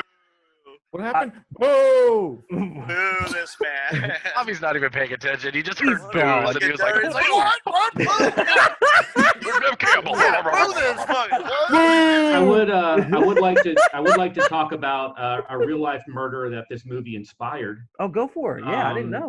The murder of Cassie Jo Stoddart in Utah, I believe, by Brian Draper and Tori Adamsick. They filmed it, and it was one of their friends, and they were inspired by the movie Scream. It was in 2006. I remember that. And they snuck into her. They went and they watched the movie with her and her boyfriend, waited until the boyfriend left. They unlocked the basement, came back later, hid in the basement, and they were like fucking with her by turning off the lights and stuff, making her scared. And they wore like a scary white mask, and they went in and videotaped stabbing her in the neck and killed her. But they were inspired by Scream, and it was two guys together. Yes, sir, Jacob. I have a question. So, were they inspired by this, or did they use that as their defense to get out of this? You think about the kids that killed themselves because they listened to Judas Priest. Yeah, I He says it understand in what the you're saying. movie. He says you don't make killers; it makes killers creative. Yeah. I don't think it was used as an excuse. Like, hey, don't put us to jail because Scream did it. I think it was something that came up in their videotape because they recorded everything they did leading up to the murder. And what was interesting though is they mentioned Scream in that they say the guys are right. We don't need a motive to kill, and they just picked their friend because she was an easy target. Makes sense. But Okay. I mean, but it also comes down. I mean, it to, doesn't make sense, but I mean, it makes sense. But it comes down to usually there's a ringleader, and it just like in this movie, there's somebody who's the true sociopath, and there's somebody who needs a leader, and that's what happens a lot in these codependencies over and over and over again. We know what happened with the girls with the Slender Man thing too. There's always a strong person or somebody who has something wrong, and they find a weak person. Just the same with Columbine, like I said earlier. The movie Bully is based on a true story. I don't know if y'all seen that. Yeah, I love that movie. Yeah, so I'm saying It's a same fucking thing. Yeah, that's a great movie. And that's what it comes down to. And so it plays a minor thing in that. It's just like they've always tried to demonize video games, music, any art. Who didn't see this movie? You know what I mean? Like, it's part of our culture, this movie is. So much to the point where, like you guys said, we had the costumes before. Ethan didn't even see the movie and he's worn the costume. Yep. So anyone could say they were inspired by this, but they're also inspired by 80 million other things. You know what I mean? I would say this. Those two kids that did the killing, even if Scream never came out, they would probably have still done the killing. Yeah. You know, it was just that Scream was just something they jumped onto. Also, I want to point out that when Kevin Williamson wrote this, he got the idea because he was house sitting for a friend of his, and he was alone, and he was watching the news, and there was a story about Danny Rawlings, who was the Gainesville Ripper, who was a serial killer in Gainesville, Florida, that would break into these houses that college students were on and mutilate them and cut their heads off and stuff like that. And so that's where he got the inspiration for Scream. Fucking damn, goddamn, dude. Even it made me life think about imitating art, imitating life. Yeah, it's bookend. It's a bookend of real events, and there's Scream in the middle. How do I go back to funny stuff now? God damn, dude. That's another thing that makes it so good is that this movie isn't all funny. Yeah. It's got some real thrills as well. Jay, you're the fucking shit though, because honestly, it is funny too. Go ahead, Ethan. What were you gonna say? This movie is funny though too. That's the thing. Like whenever Kenny's on top of the fucking thing, she's like, "Get your fat ass off my fucking windshield!" Like, and flips him off it. Like, I'm like, he's dead. You know, Moreau's humor. She still hates him. But that, she still, even in death, she was like disrespecting him. But that's the thing is like, there's so many little pieces of humor, and the script is really fun and unique, and we've talked about it already. But like, there's little jabs and bits of humor here and there, and I do think Matthew Lillard is good in this for that very reason, because some of the stuff he says is so quotable. I remember one time we were doing a podcast and Hobby just busted out of Lillard out of nowhere. Like, what'd you say, Hob? Do you remember? Like, I think it was but wait, here's more. That's what I'm saying. Like, just knowing that, like, that is in your head, the way he talks and the way he says stuff, that dialogue, much like the Avengers were meant for Hush Whedon, he was meant for this dialogue. And I think that's the other thing is this movie is like so perfectly cast. I can't imagine. Is he even still doing anything nowadays? He's a Matthew direct Lillard? writer, I think, now. He's doing the voice of Shaggy still. He was up until this fucking new Scoop movie came out or whatever. I mean, but he had good Sorry, lines. I don't know if y'all like Scooby-Doo or not. I'm a huge fan. I like Scooby-Doo, dude. And that's I fuck with Scoobs. Yeah, Love me some Scoobs is the Scooby-Doo. shit. The only person I've ever met that doesn't like Scooby-Doo is Ben, and I've always said, fuck you, Ben. How do you hate Scooby-Doo? Who doesn't like Scooby-Doo? That's what I said. He's like, it's dumb. It's the same thing over and over again. I said, so is everything else. Okay, I don't want to get into it. No. That's another cast. No, Hot that's takes. a whole other. That'll be a We Are Error later down the line. Speaking of like people that have done other things, Jamie Kennedy, after doing this, he did probably the most scariest movie I've ever seen, The Son of the Mask. And we got to talk about this too. All of them, dude. You're right. And this is his best fucking role, dude. Ugh. I don't know if y'all ever seen Saul Good or not. That was a good fucking movie. It's an indie film with Balthazar Getty and Jamie Kennedy. But he did I okay. think I may have seen that one. You know what though? Go ahead. Oh no! It doesn't matter. It's I was gonna say the good thing he did was, you ever see the movie Heckler, the documentary? Yeah, he made. I was in that movie. Like he shot it at Athens. Yeah, I was there when I was on the ground floor. There's a scene in that movie where the entire audience just throws stuff at him at the same time. And Did you when throw we one were of the things? when we were shooting that, Yes, he did. there was a guy who was heckling him, and we're like, "Oh God, look at this fucking plant." Turns out this guy was not a plant. This guy was genuinely pissed at him, and like the guy I got a DWI after leaving the club, but I was like, yeah. Is that the one who yelled, "Make like a Kennedy and die already"? That was. I don't think he was always said that, but yeah, Heckler was a really cool experience to just see that he was doing that. It was It's really a really cool. good documentary. I like And it. Well, and he it's put interesting. it- The thing about Heckler is that movie was made because of the Son of the Mask, because he got destroyed Yep. so bad from making that movie. He was inspired to do Heckler. I mean, That's that's fucking awesome. a great documentary. I watched that years before I ever worked at a comedy club, and he really put himself out there because, no disrespect, anyone who gets on stage, like, you got to give him some respect, but he's really not that great of a comedian. And so to be able to, but I mean, realistically, we've all seen enough comedy to know who's good and who's mediocre and where they're at in their career on the stage. You know what I mean? And so he's not a great comedian in it, but that takes a lot to put that out there and say, like, these people don't like me because of my history in movies, because of these characters, and now they come to the show just to fuck with me. He's Jamie like the. Kennedy will get my. I'm sorry. Go ahead, Jake. Oh no, it doesn't matter. Go on. Yours is going to be more insightful than mine. Just please. I'm just gonna say that Jamie Kennedy is the only comic who ever brought Jennifer Love Hewitt on the road with him, and she was quite the sight to see. And what he did is he would tell people, "Hey, you could totally get a picture with Jennifer. You just got to buy my merch." He probably made $10K in merch sales that weekend. God, Just amazing. absolutely brilliant. I need to get me a Jennifer Oh. Love Hewitt. Sweet It's Jesus. amazing. Speaking of blue balls, bringing it back to the movie, Brandy got blue balled pretty hard in this fucking movie too. Why did he think he had a chance with Neve Campbell? What is her character's name? Cindy Prescott. Why do you think he had a chance in any way, shape, or form? Because he's the He's the nerd. ducky. The ducky always thinks they have a chance. You talking about me, aren't you, damn. good sir? That's a Hot Sweet take. 16 reference. Sweet 16 reference. Pretty in Oh, pink. Pretty in oh, pink. no, I agreed Pretty in with pink. him. No. Pretty in pink. Pretty in pink. Nailed it. David, you were talking about me, right? Right? That's No. Jay can attest No, I to was that. talking He about the knows character from Long Pretty Duck pink. Dong. this. which is just a staple in all John Hughes films. Yeah. My next question is, was this whole thing because Billy was so horny he just wanted to scare her into fucking? No, it's revenge for his mom Yeah. being separated and her mom being a whore. Ah, God bless He's her. right, though. I mean, he's right. It worked, Uh, though. Fucking Sydney's dad had no fucking clue either, obviously. Yeah, she had to that's- find out. Yeah. She had to find out from her best friend Tatum. Was like, oh, yeah, no, trust me. Everyone's been telling me about your mom's a giant whore. Oh, by the way, this movie had my most annoying movie trope of all time, which is the turn on the TV to get information. When they're sitting there and all the What's background. going on in the world? Look at this position of her mom on a news story right now. That's Yeah. convenient. I mean, but it works, though, because it's small town. That's Oh, kind of yeah, how yeah. you get it. At work, One somebody calls day you. until the anniversary. Yeah. Well, exactly. it makes It even works. it really drives home the point that the news reporter's a total bitch too. Yeah. Because she would be the one to bring that back Yeah. up. I Also, would did you even, yeah. notice another '90s thing was the blue screen on the TV?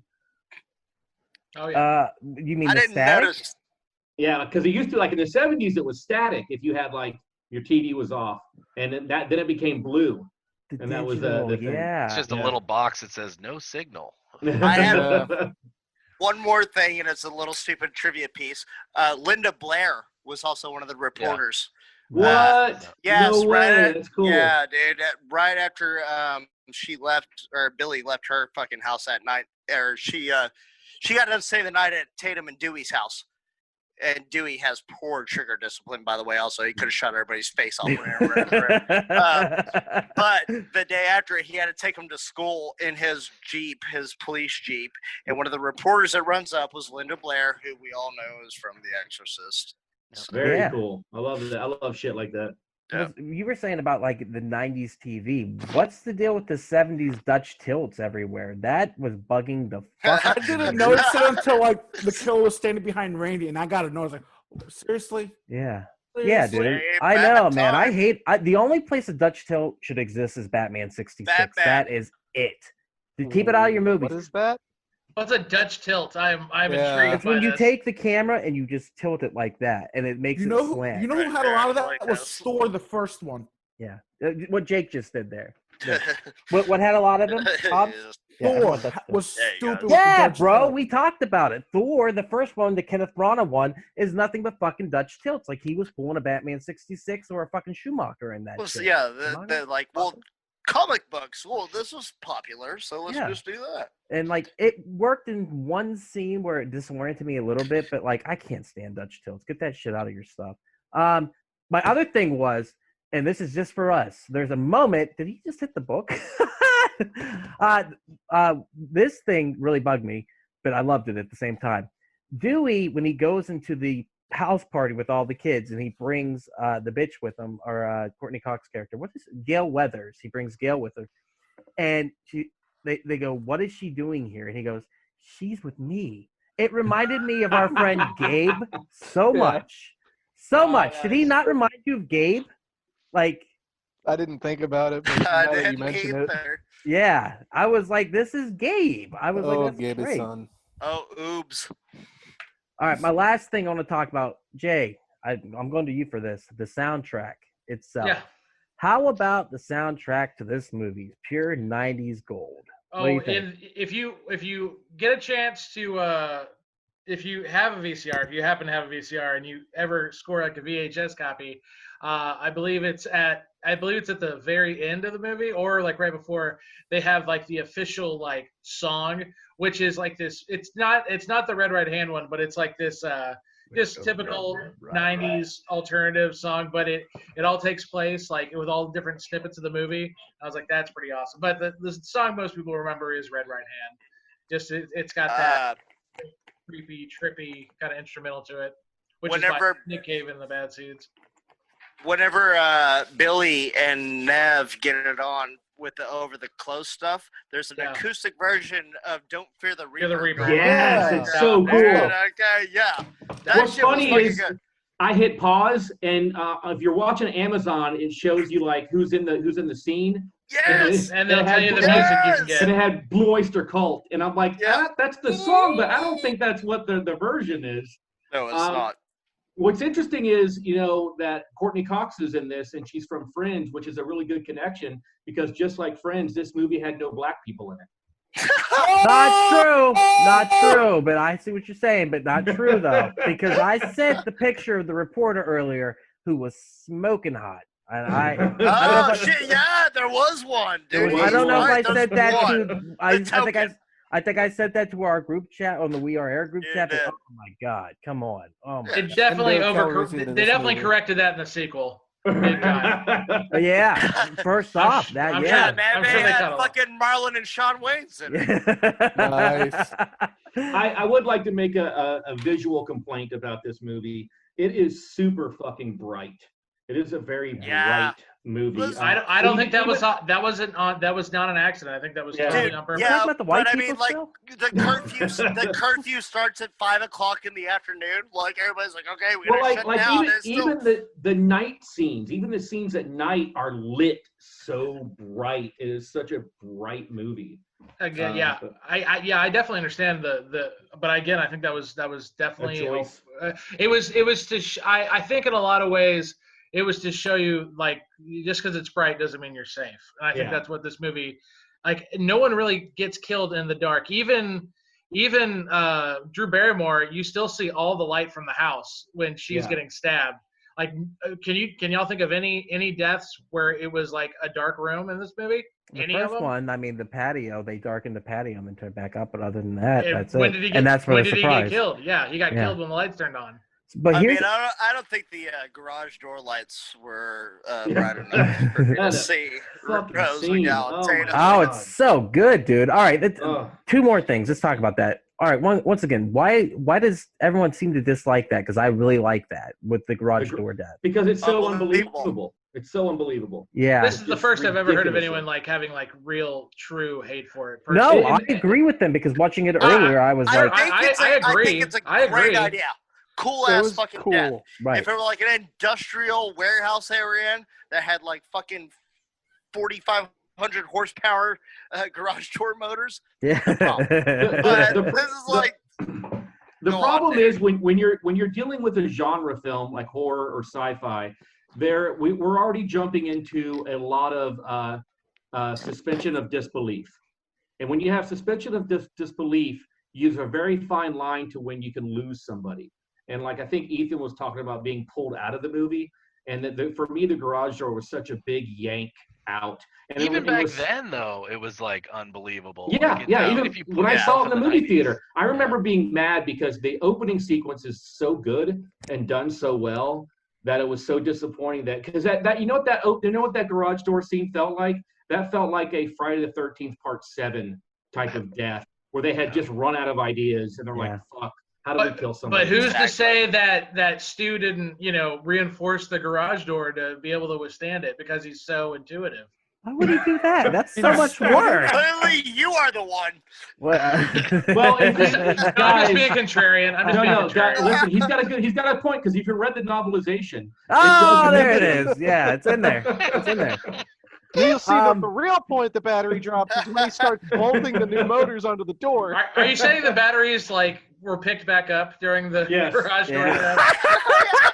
That's him picking them up. And then let's pick those batteries right back up now. That's great. The one thing that really bothered me about that scene was nothing to do with what you guys are talking about. That was in the garage, right? Why are there eggs in the fridge in the garage?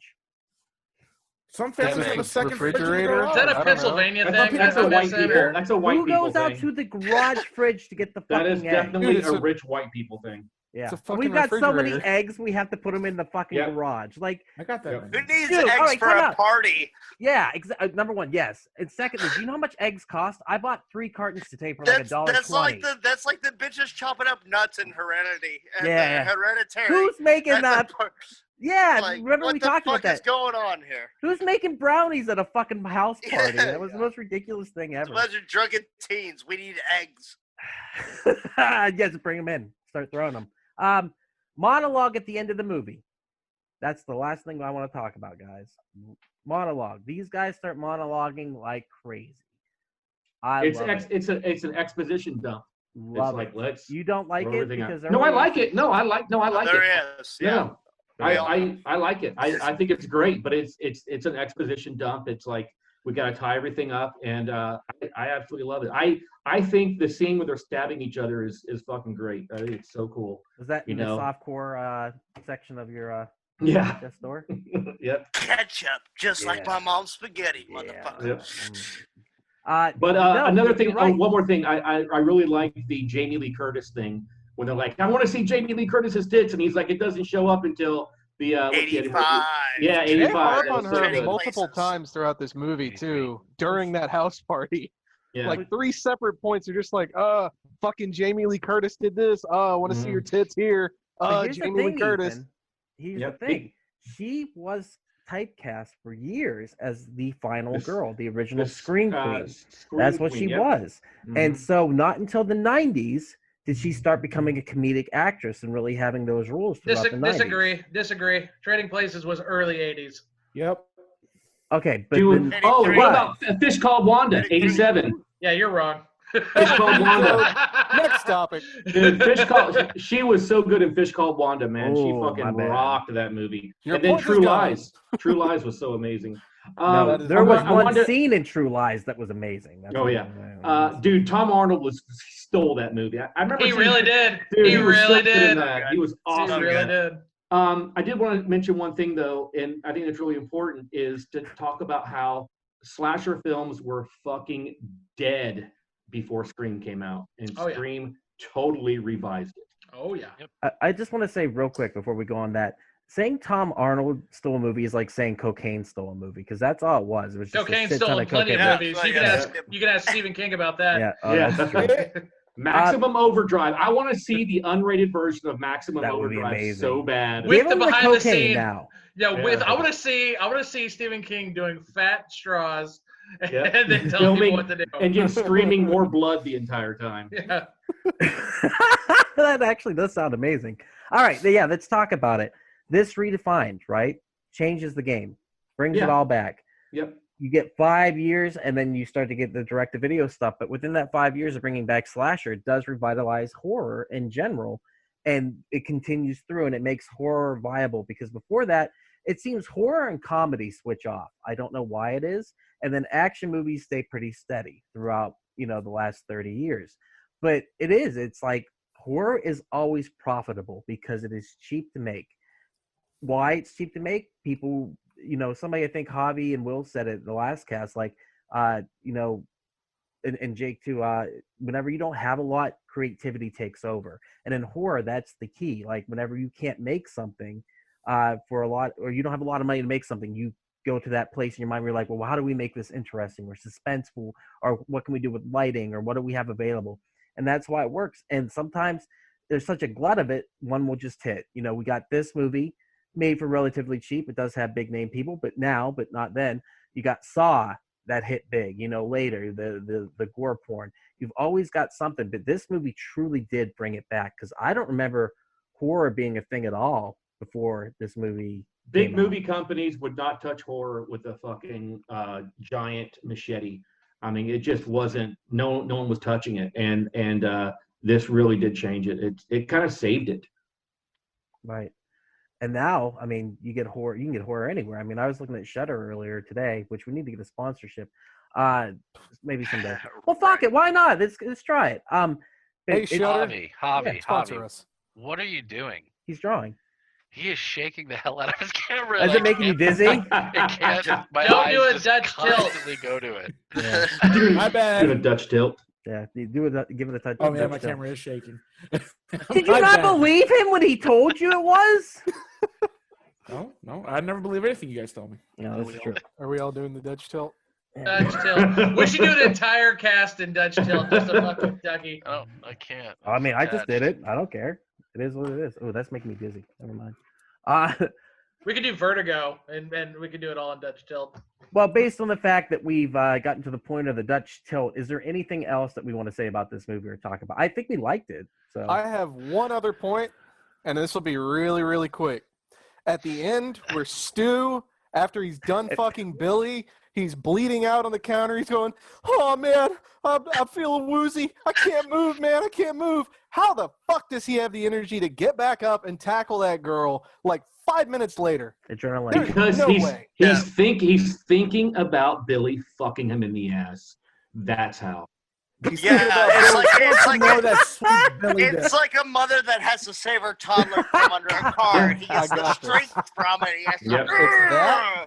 His fear Thinking about of never having Billy's cock inside of his mouth again gave him the energy. I mean, dude. guys, I'm telling you, listen, if you don't read the novelization, you're not going to get this. It was the fear of not having Billy's dick in his ass and the Scooby snack in his jaw. There you go. That's all he needs. That was There you go. really deep. Yeah. I had he one even last- made camera eye contact. It was Yeah, that was like, yeah. One last note that I didn't talk about. I'm I sorry. just killed Hobby's video because it was bye, making me Hobbs. dizzy too. Whenever they got news about the principal think it's being better. dead, everybody left the house party because they wanted to go see the principal Yes. hanging from the Yes. fucking football. Goes What like, the oh, fuck was fuck that? yeah, he's dead. They almost ran over a fucking deputy in their own town. They didn't give a shit. They're just like, let's go. Principal's fucking dead. That I really, Say it I before they think pull him off the pole. that That's like, really was perfect 90s teenagers mentality. That really nailed it. They got fucking Principal Henry. Fuck yeah. Did you guys ever see the movie The River's Edge? Oh yeah. It was like that. It was that mentality of like, let's go see a Right. dead body. Yeah. Well, or Lost Boys. I mean, Or Stand By Me. Stand Yeah. by me. I mean, or the body I killed over here. If you I guys say want to come Lost over, Boys. like, I was thinking Keeper Sutherland. My bad. yeah. I mean, but that's the way it is. There's not a lot going on in a small town. So that murder. I think Will's ready to play his clips. yeah. No. He's just still listening. He loves this. I mean, I no, don't but have much to add to this conversation. Like, it screams a fine movie. Yeah. Ooh. It just He likes it. it's just not Well, his. Yeah. Yeah. It's he's well, not- let's do it. I didn't spend the Recommendation. entire movie oogling the girls, so I don't have a Ooh. lot to add to that. All right. Well, we'll start with you then. What do you recommend? Would you recommend it to people? Sure, I like it. He likes it. He likes it. Jay, how about you? Would you recommend? Oh yeah, 2 thumbs, way up. It's a classic. I think a lot of people could actually attest to this movie even happening. There was a random chance encounter that Wes Craven had at a convention, and this little kid goes, "Hey, when are you gonna start making good movies again?" Oh, On that the kid heels fucking of burn him. on the Heckler. heels of his last movie, which was Vampire in Brooklyn, which was such a flop. Brooklyn's good though. That's Such a a fun flop. fucking movie. It's not good. You ever Ah, see you're this? crazy. Return to form. So the last movie he did before that was Freddy's New Nightmares. So then he goes and does Vampire from Brooklyn, which is a horror comedy. Yeah. So then it goes back to horror. So I mean, like it wasn't like that far of a jump from him. They really just didn't consider. Another thing is the Scream franchise. He directed every single movie, whereas Nightmare on Elm Street he only directed 2 of them. Right. Well, it's He did also Freddy's interesting New too Nightmares, is though. he turned down New Nightmare. Scream. Yeah. He turned down Scream several times. Like they had to keep on coming after him to do it, and it wasn't until they got Drew Barrymore on that he agreed to do it, which is why he almost left when she decided just to do the opening scene. Well, Jake made a good point there too. He did the original Nightmare on Elm Street, then he did New Nightmare, which So he is did the same movie twice. But no. New Nightmare is not like the original one. Yeah, you're right. It's only the exact same cast, and it starts what happens It's in not. the It's movie not, in dude. real Those life. are Hi, two- everybody. Hi, Those are- Lindsay. Hello. Those are 2 completely different movies. Secondly, Okay. first meta commentary movie though. That's Yeah. a meta, and then Scream becomes the meta commentary. So he did that twice. I'll Some agree would with say that. Gremlins was more meta. Gremlins 2. Gremlins too. Yeah, you're right. Yeah, You're that right. was the You're most. right. You're right. Wonderful Some movie would too. say. Some would say. Javito, Mostly. Yo, recommendation, yes or no for this movie? what the fuck you think? Of course I want to recommend this movie. Watch it. You're going to have fun. Yeah, it's a good time. It's a fun Do you time. remember You what won't movie we're like it, talking but you'll about? have Scream. Okay. We're talking about Scream. How's your Double mother? checking. David, Yeah. what do you think? What do you I want love for me? I love the I- movie Creams. I would recommend it like I Oh, I recommend creamed all the horror watch. movies with caveats. Like, hey, this is a mid '90s high school teen movie. The first 10 minutes is absolutely amazing, and the rest of it is kind of just silly fun. But I would like to take the first 10 minutes of this movie and put it, if there was a horror museum for film, the first 10 minutes of this movie belongs up there along with Texas Chainsaw Massacre and Psycho. Yeah, it is classic. It is done so well and so good. And it saved horror cinema. It really did, horror film. Question: and when you worked at the video store, did you ever have it playing on in the background when you were fucking any of these whores? No, we never were playing videos because there was giant windows in the video store, so we didn't want people to think that the Those video are was open. still open. Yeah, exactly. Right. Jake knows what's up. Yeah. Yeah, I love a beer.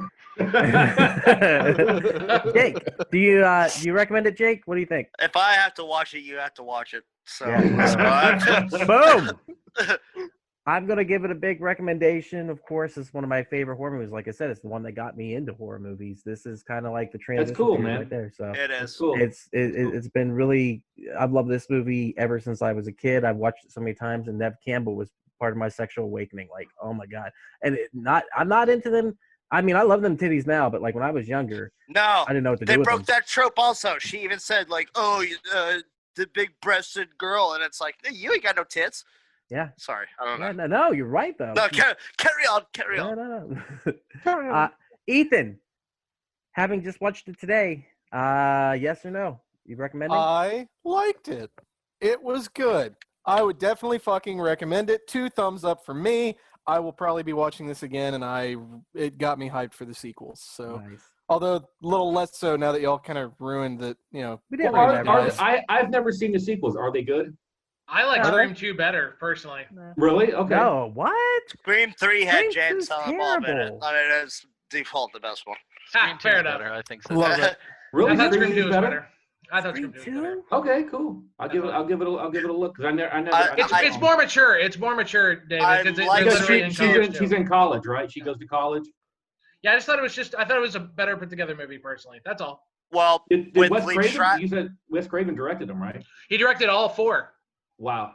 Good, Jake. with Lee Schreiber coming back also. Really? He gives it a lot of great stuff too. I don't want to give it up too much, but yeah, Scream 2 is actually pretty legit. Really? Everyone feels that way? I thought Scream 1 was great. I thought Scream 2 was not a massive improvement, but I definitely thought it. There was a lot of things I was like, oh, I made a lot of choices I really, really liked. I am shocked by that. Like, I think Scream 3 is a better movie because it's super terrible. Yeah, it's not good, but it's a better movie. Oh, it's more zany entertaining. as fuck. Yeah, it's fucking out there. And Scream 4 is next to unwatchable. Like, I would disagree. I think Scream Agreed. 4 is like pretty close. It tries to. It really does kind of make fun of itself a lot, but yeah. Oh no, dude! The first 20 minutes of it's the exact opposite of the first. But again, 20... Duck. Again, like we said, that movie wasn't for you, buddy. What? Did y'all notice the? Yeah, Scream 4 wasn't for us. Yeah, it was gross. I was 30 when it came out. It was not for me. Hey everyone, it's just Duck jumping in here real quick to say thank you so much for checking out the podcast today. If you're enjoying it, head over to your favorite podcast app, Spotify, Stitcher, Podbean, or iTunes, and give We Are Podcast Network a like. And just so you know, the next section of the podcast will be clips from the movie, so you can find replays of the live video stream at twitch.tv/We Are Podcast Network and youtube.com/We Are Podcast Network. Once again, all links can be found in the description. Come check out our live stream every Monday at 8 p.m. And for a full list of future films, check out our social media. You can find us at Facebook, Instagram, and Twitter at /We Are Podcast. And with that, back to the Horrorcast. What did we watch? What, Jake? The part, whenever Rose McGowan and Nev Campbell were sitting on the porch, and they're talking about her mom being a whore, and she says, if you hear the Richard Gere gerbil story too many times, you're bound to believe it. Yeah. Yes! Sorry, I just thought that was fucking hilarious. Yeah. I was like, oh, so it is. Like, even Wes Craven fucking knows this shit. Yeah. He knows the inside. And then her mom, I've also heard her mom was into that too, because she was a whore. All right, with that said, clips. Everyone, let's do clips. All right, so like I said, once again, shout out to Will. He did all these clips. I did not watch the ones he did because I wanted to be as surprised as you guys will, because it's Will. The Lord only knows what he did. I did add 2 at the beginning. That is it. And so other than that, let's get going. So we're going to begin with hello. Hello. Yes? You like scary movies? Uh-huh. What's your favorite scary movie? Halloween. No, the one with the guy in the white mask who walks around and stalks babysitters. Yeah. Nightmare on Elm Street. Is that the one where the guy had knives for fingers? Yeah, Freddy Krueger. Freddy, that's right. I like that movie. It was scary. Well, the first one was, but the rest sucked. Sick burn. Listen, asshole! You listen, you little bitch. You hang up on me again, I'll gut you like a fish, understand? How do you want? To see what your insides look like. Killing it. Just fucking killing it across the board. The one thing I Fucking didn't get Mojo with that Jojo. scene, yeah, definitely can hear the Mojo Jojo in there. But why would you keep talking to Answering this the random phone? person Yeah, on the why do phone? you keep answering the phone? It's a small town. There's nothing better to 3 do. numbers. 3 fucking numbers you have to call. Yeah. Just hang up real quick, and then you got the line free again. Another thing, the whole fucking house, every single door is unlocked. It's the Why? country, dude. They don't. What? Dude, I White grew up in the people- country. No, we don't. That's not an excuse. No, Because Nev, all the doors in her house were locked. But Because her mom got killed. Her mom got murdered, Ethan. Yeah, that's If going to there was happen. someone that got murdered in your town, you would lock all your fucking doors. Fair Yeah, but enough. she I'm didn't with because him her on that. boyfriend climbed through her fucking window, so a killer could also, which a killer did. Because the killer was her boyfriend. Yes. Her boyfriend was really good at getting into places he shouldn't be at throughout the whole movie anyway. So Nicely done. Nicely done. Raper. Nicely done. Nice. I see what you did. You're talking about your vagina. Yeah, done and done. Done and done. Yeah. I don't know what else to say. That was an excellent point. All right. Next clip. Steve is fucking useless. Here we go. Or else my boyfriend will be here any second and he'll be pissed when he finds out. I thought you didn't have I lied! He's big and he plays football and he'll kick the shit out of you! His name wouldn't be Steve, would it?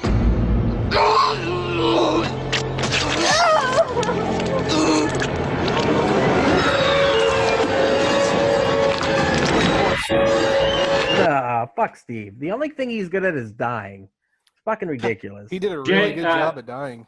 Jay brought up the unedited shot, which gave him an NC-17, which is when it shows his guts. That's fall what we out. just showed there. Yeah, that's what we just showed there. Oh, was that the? But they don't fall out. No, that's not the full. That's not the full scene. The full scene is where you actually see it pushing out. Yeah. Like beef in a grinder. Like Wes Craven spent 2 months going back and forth with the MPAA trying to get an R rating for this movie, and it wasn't until finally he was like, "Listen, it's a comedy, okay?" And they were like, "Oh, okay, we'll give it." Because one of the Weinsteins had to go in and talk to him and tell him it was a comedy. I think it kind of is. Did he talk to him, or did he do stuff to that guy? It's a comedy. Talk to you. All right, begins the clips that Will did. Once again, thank you, Will. I will give you major kudos. I appreciate it, dude. Thank you. First Blood. A bridge. Is this a reference to the Rambo knife?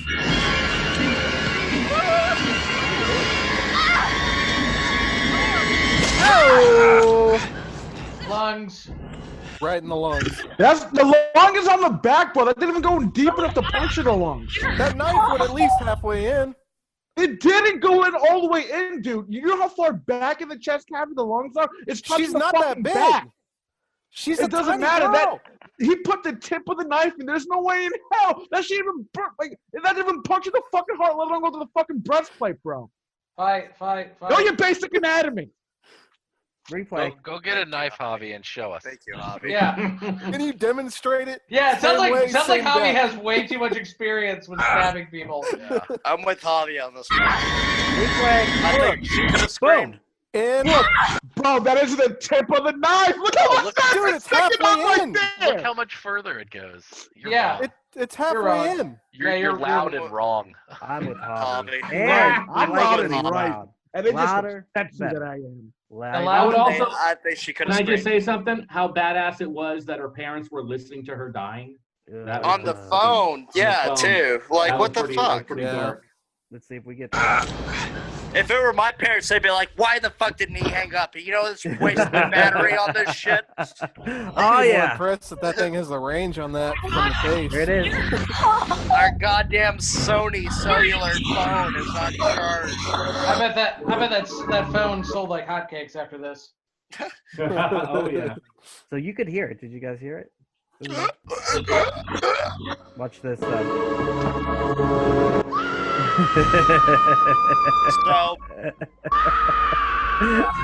Nice. right. All this happens in such a quick manner. Wasn't that another scene they edited? Wasn't her like intestines like on like part of them were like on the ground or something, and they actually did use CGI or something to edit that out? I don't know, sir. I thought I remember that. That I could be wanna say Mandela. yes, That could be but, Mandela effect. That really could be. I think they missed an opportunity though, because I think that would have been a great place for the title. When the mom screams, and that's when it should have. Yeah, that's when the title should have. You guys didn't see what Will did? I Yeah, did. he did. Yeah, that's Yeah. why. They were That's why I coming mentioned it. in, That's why I mentioned it. Yeah, all right. Yeah, I haven't watched any of the You clips. the 'cause man, motherfucker. after I saw that, I was like, I'm not watching anything else because Will put in a lot of work to this. So someone's at the window.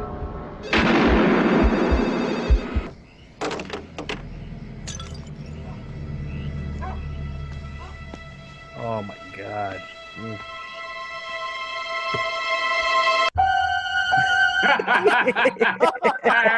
You motherfucker. Great. Oh, so great. Fucking perfect. That was so awesome. I don't even know what to say. Nailed it. Beautiful. Beautiful. Call back. Yep. Call back.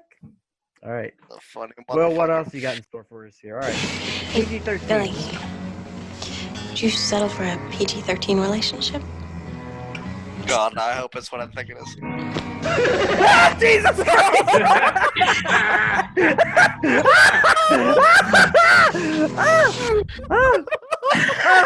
Oh my god. Oh my god, dude, that actually like made So my heart Marge, hurt. Marge sent you. That was so great. Oh, dude, I think I have a panic attack. Jesus Christ, I think you just killed me, Will. Oh, I'm not even joking. Hey, Will, Fuck. you know what would have worked also? The scene I'll be right from back. Damn. what's it called? Sleepy Hollow, when he's looking at the witch and the witch, her eyes come out. Yeah. Well, did you do that anymore? Because that literally like made my heart jump out of my chest, and I I think mean, I there's thought a he was few gonna- little jokes, but I thought you were gonna take the scene from Scary Movie where she showed it and it was the hairy chest. I thought about that. I also thought about the headlights from Dumb and Dumber. Oh, Yeah. yeah, that's what I was expecting. I seriously need to Oh, know God. if you do any more of those because I can't do another one. That like, That jump scared you? yeah. Oh no, that worked, dude. I haven't gotten enough sleep. Woo. I smell a Twitch clip right there. Oh, that's a Twitch clip and a half. I bet I jumped more than anyone else did because Twitch holy- quip. Twitch Twitch clip. Twitch clip. For Shadow. This is a regular clip. How do you Hang on. gut someone? You take a knife and you slit him from groin to sternum. Hey, it's called tact, you fuck rag. Hey, Stu, didn't you used to date Casey? Yeah, for like 2 seconds before she dumped him for Steve. I thought you dumped her for me. I did. He's full of shit. And are the police aware that you dated the victim? Hey, what are you saying? That I killed her? It would certainly improve your high school kill. Stu was with me last night, okay? Yeah, it was. Was that before or after he sliced and diced? Fuck you, nutcase. Where were you last night? Working. Thank you. Hey, So- can I just real quick? Do you have the clip of him doing a really bad impression of Jerry Lewis. Yes, which is so fucking weird. Like, why does that guy know about Jerry Lewis? Because he works at a video store. Those Oh, know okay, about yeah. all sorts of obscure movies. I Yeah. just picked up on something there, like what was it? Billy telling him, "Hey, it's called tact, motherfucker." That just clicked for me. That's not because there's fucking women around. It's because, dude, you're Dude, giving like, away He that it's fucking gave ass. away his whole fucking Yeah. shit. Just Foreshadow. that is That like, is oh, really shit. good. Yeah. Yeah. Like, Plus the- dude, stop telling people how you murdered her. yeah. I also Look, I think- cut his Man. abdomen this way. I didn't cut it from the balls to the neck, so I went sideways. So I said the opposite. That I also reminds think me of it's that. Oh, sorry. Go ahead. No, I just think it's a very thinly veiled homage to Candyman too, because at the very beginning of Candyman, he literally says, "I will cut you from your groin to your gullet," and so in this movie, that's a very slight reference to After watching them. Candyman, how am I supposed to be scared of this fucking movie? Yeah, exactly. I totally agree. Totally agree. There's a deleted scene that happens shortly after this scene that they cut out where Billy and Stu, that shows a little bit more of their relationship, and it shows Billy bullying him, kind of like they show at the end where he's like the alpha to him and that's his beta, and it kind of, they took it out because like it gave way too much away. Oh, okay. And so kind of how like Stu is towards Randy where he alphas and betas him, it's one of those things where it's like it would have gave away, I think, too much. And already it shows Billy being the aggressor a lot to people, anyone other than Cindy. Or Cindy. Yeah. Cindy? Cindy? Sydney. Oh, Sydney. Sydney. Thank you. But yeah. Right. How was he bullying him with his cock? That's God, not oh, man. what's happening. That's not Nev.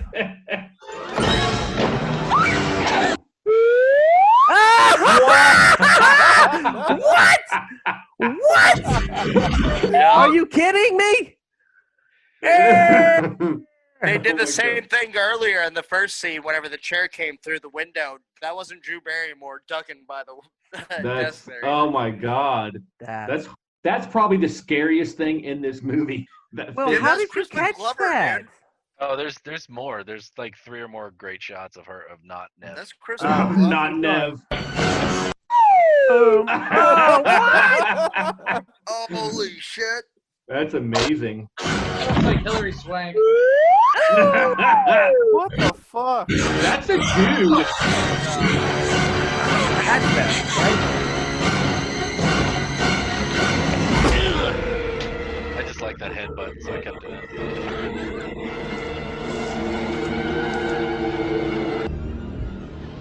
Wow. I never caught that. Damn. Yeah, me either. That There's last dude also, was Sorry, go ahead, Will. Go ahead. Oh, Whoever the you very want. end when Matthew Lillard is up and chasing after being stabbed a bunch of times. It's very obviously a stuntman too, but I didn't want to do the same thing again. That's hilarious. What were you saying, Jake? What were you saying, Jake? It was a stupid joke. I don't care to say it now.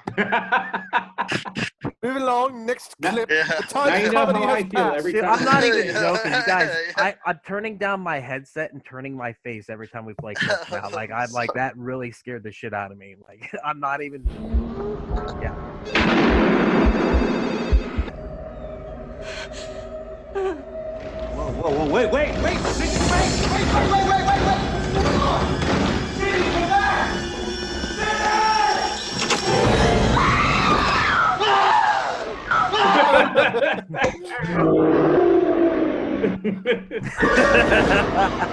I found this. Heart of a lion, that one. This emphasizes his stupidity. He's holding the mask up to the goddamn to the peephole, and it's like he's got it's like his finger is on the trigger. He's moments away from shooting his face off or somebody else's face off at any fucking moment. Why does this guy have a badge and a gun? That's all I need to know. Like, what the fuck is going on here? I found this. Because he found it. I found it. That's found it. ridiculous. Oh Best my joke God. in the movie.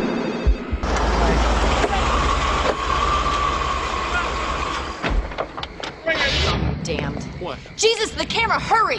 My name isn't Jesus. It's such a good joke, and it's just passed over. Like Yeah. they don't even show No it one on screen. acknowledges that. Yeah. It's a joke. There's another one where he goes Fucking in. awesome. Yeah, they're going into the like to get a new. She's like, I can go in. I'm Gail Weathers, and he's like, he says something like, "Yeah, that bitch" or something like that. It's just like Kenny just kills it the whole way through the movie, and like I kept thinking that I was like, why is he the like? There's a moment I don't know if you clipped it where he's playing with the Cheeto and not even paying attention to what's going on in the van. I was like, what is this guy doing? He's in his Yeah, then own he fucking turns movie. and sees Yeah, Ghostface standing he's behind not- Brandy. Yeah.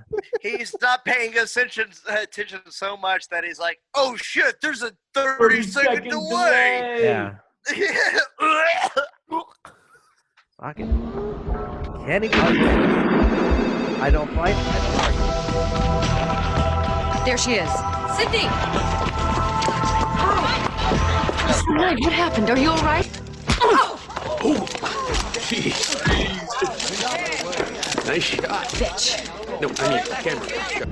Boom! Bitch went down. Got you Boom. some ice for that right hook there. Didn't she really hit her? Did she?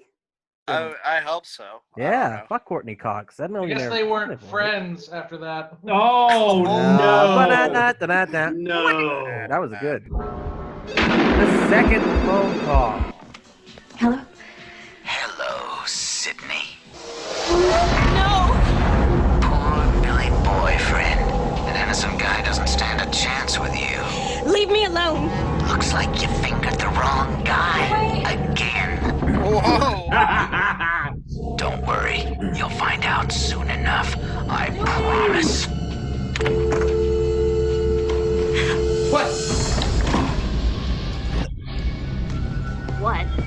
Again, he's got his fucking Poor finger on the fucking trigger. discipline. By dude, the I'm telling way, you, by the poor way, finger fucking discipline. That's our doing. Oh, you did it! Oh, you did put it in there. Yes. Jessup froze up. Oh, David, no. Jessup. David, come back.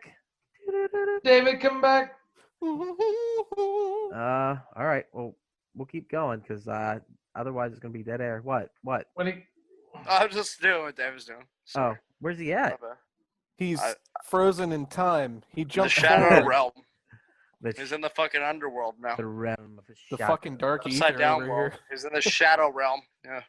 The Fonz is a psycho. I don't wanna. I'm not gonna squat that why. Let me show you something. Yes. You're both expelled. Get out. Oh, come on, Mr. Hembry. It was just a joke. That's not fair. Why does he look like Jerry Seinfeld? You're absolutely right. The It's not 90s fair. Fairness would be to rip your insides out. Hang you from a tree so we can expose you for the heartless, desensitized little shits that you are.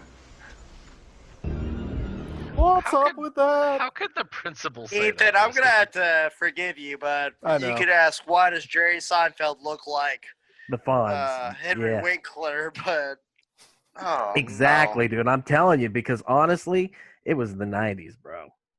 is Jay frozen too? No, I'm right here. I think he's just chilling. Okay. Just chilling out. I think he's just chilling. I got this Papa John chair. It just grabs hold and won't let go. You got a chair from Papa John's? Sure did. Fucking If you got hard up Way for better money than where a he's pizza. selling his chair? Yeah, I agree with that. Fuck. Stick legs. Ready, kinda. Oh, Wes Craven. Oh, here comes that Craven, baby. Damn little shits. Would you call me? Huh? Not your friend. I totally thought that was Gallagher the first time I saw this movie. It kind of looks like him. It was Gallagher's brother. He bought the act from him. Yeah. Yep. Also Gallagher. Gallagher too. Yeah. Mr. Gallagher's brother, Earl Mr. Gallagher. Black Gallagher.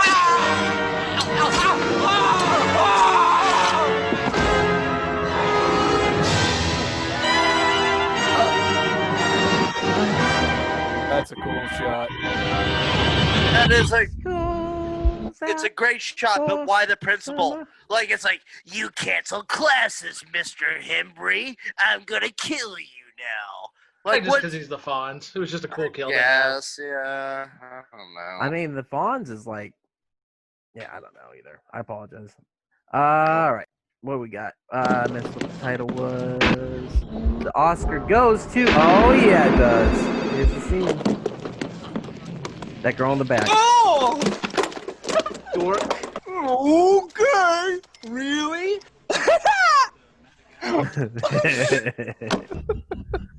I hate that. Never I go. hate that scene so much. I hate him Never in that Hate scene. it. Hate it. Hate it. Hate it. Never go full retard. My It's just the mother worst. brain don't work too good.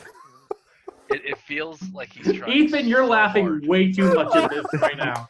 It's so good. I like it. Did Hobby freeze? I think he's just in a freeze. His is what he's fans doing. moving in the Look at his background. fan. Listen, bro, I'm Look at here. his fan.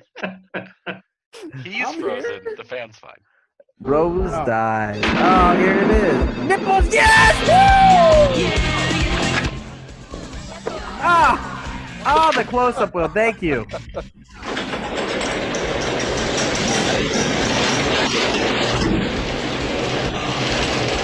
Did you say I didn't edit that? Yeah, I was kidding. No, you didn't. But you were right. What you did was right.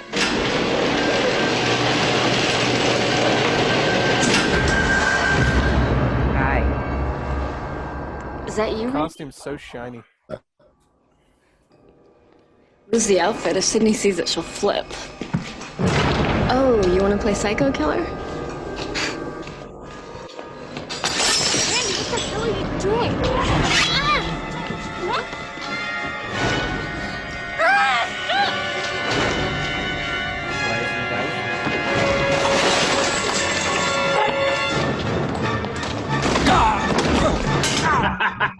Got him.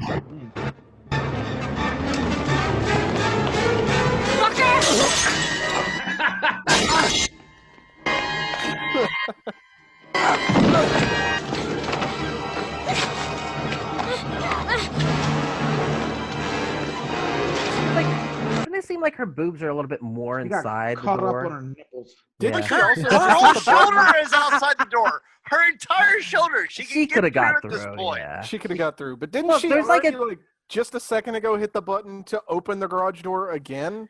Which wouldn't have worked. Look at that gap. Look at that gap, though. Right? Nobody's Yeah. looking at the gap, duck. Just That's like a admit it. duck. That's like a duck stick size right there. That's a good 3 inches that she's got. It's She could get through in there. It's Yeah. a bad kill. This is an awful kill. I like it. Cool idea, cool on paper. Bad oh. kill. Oh, I like it. I like it. I like it. And the garage door next.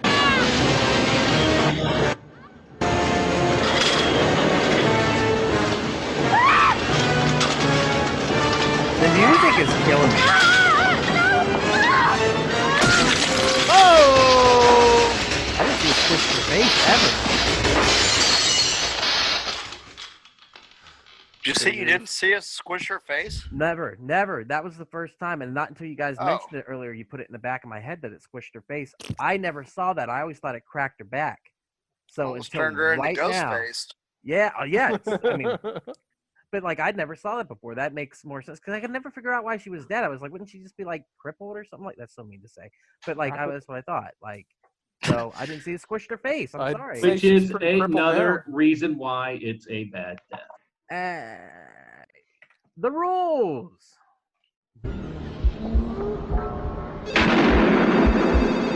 Gary. Ooh! Yes! Predictable. I knew he was gonna bite it. How can you watch this shit over and over? Shh! When do we see breasts? I want to see Jamie Lee's breasts. When do we see Jamie Lee's breasts? Breasts? Not until Trading Places in '83. Woo! Yeah. Jamie Lee was the first in horror movies. She never showed her tits until she went legits. Could afford a decent pair. What'd you say? That's why she always outsmarted the killer in the big chase scene at the end. Only virgins can do that. Don't you know the rules? What rules? You don't... Jesus Christ, you don't know the rules? Have an aneurysm, why don't you? There are certain rules that one must abide by in order to successfully survive a horror movie. For instance, number 1, you can never... Does that... What is the box on top of the TV? Does that say smoke? Yeah, if you notice, they're different because at one point they show the VCR and he's putting the movie in or doing something to it, and you can see Clerks in the background, the VHS. Really? Nice. But is the name of the movie Smoke, or is this some of that subliminal like smoke stuff that like they put in the movies back in the day, where it was like they gave the cigarette companies gave them money? You know what I'm talking about? Smoke day every week. Yeah, but how is a VHS that says smoke gonna make you want to smoke a cigarette? I don't know. I'm just going I off don't know, the but I Family want Guy to clip. smoke right now. I so- really. yeah. I It's actually working. needed a smoke My break. shirt color matches his. I just noticed that. Oh, wow. Sure you did. Big no-no! Big no! I'm a dead man. Even in popcorn, sex equals... A Okay, fucking number tongue. 2, you can never drink or do drugs. No, the sin factor. It's a sin. It's an extension of number 1. And number 3, never, ever, ever, under any circumstances, say, I'll be right back. Because you won't be back. I'm getting another beer. You want one? Yeah, sure. I'll be right back. I'll see you. World star. You end up dead. Okay, I'll see you in the kitchen with a knife. Oh, jeez. You scared the shit out of me, Will. Damn it. So fucked up in that first one. Woo! I'm still fucked up. Just so you guys know, that performance by Jamie Kennedy, that scene doing the rules, got him booked on Son of the Mask. Just so you know. Oh, God. Till All this full day, if I say I'll be right back, I think of Matthew Lillard saying I'll be right back like that every You single know who- time. I don't. I think of the Terminator. Or that. Yeah. I'll be right back. I'd be right back. Put him in the What's scene. it I got? Like, what? Deep fake that shit. That would be awesome. So, that's That an would idea. be Put that on the funny. internet. Deep fake that shit over top That's of it. funny. That'd be amazing. I'll be right back. The way. I will be right back. I am the Terminator. Get to the helicopter. Let's do it. Dog. I don't think you're that bad. No. I think that's just because you kind of like me. I'm sure I'm coming fast. Slow down! Freeze!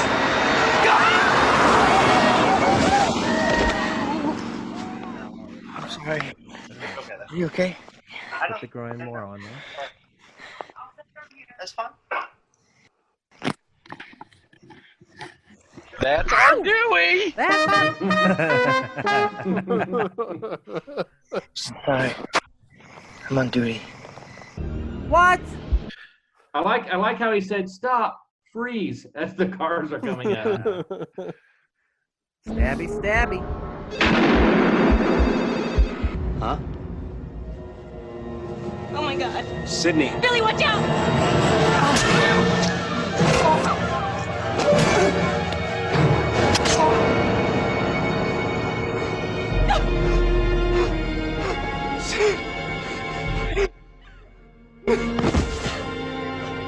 Misdirection.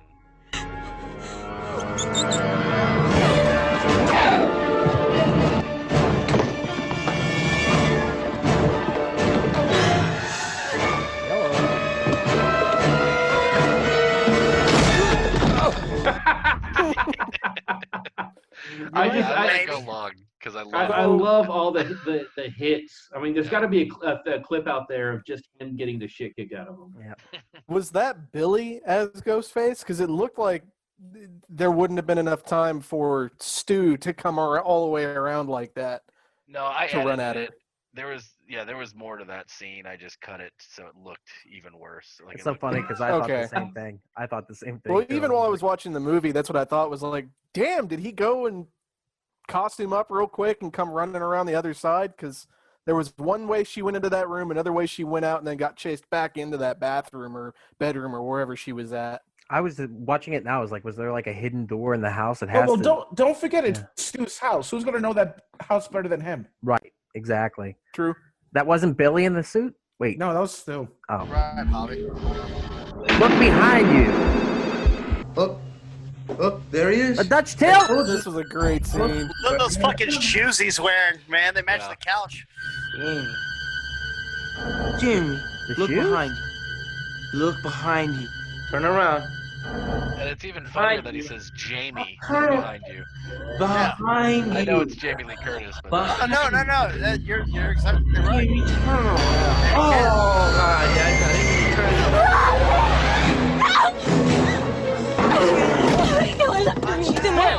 There's a camera in the house. Behind you. Come on, Kenny. like Sid Baines. Behind you, kid. Behind you. Look around. What? Come on, 30-second delay.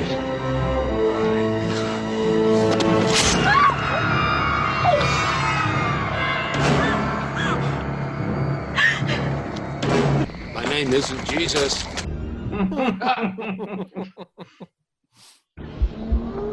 The big.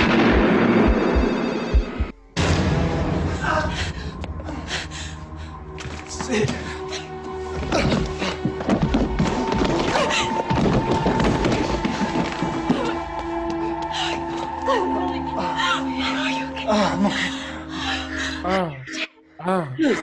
Like a step.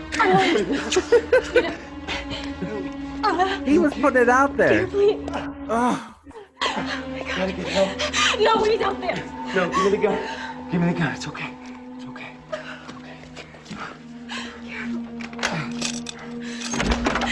Just help me. Oh, come on. Stu's flipped out. He's gone mad. We all go a little mad sometimes. No, Billy!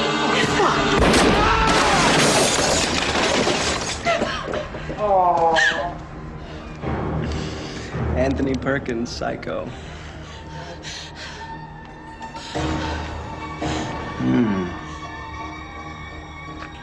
Corn syrup. Same stuff they use for pig's blood in Carrie.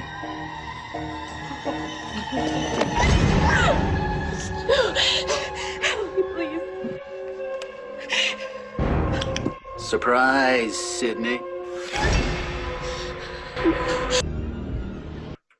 I mean, I like it. I like Matthew Lillard right there, and I like Kmart Johnny Depp. Like they're killing it.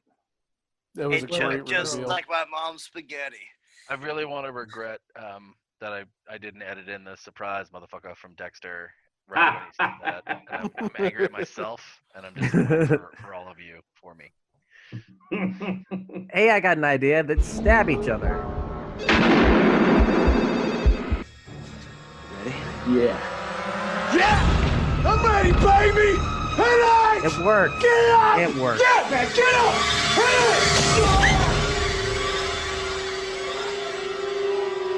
Come on, man. Jesus. Come on, man. Oh, I love it.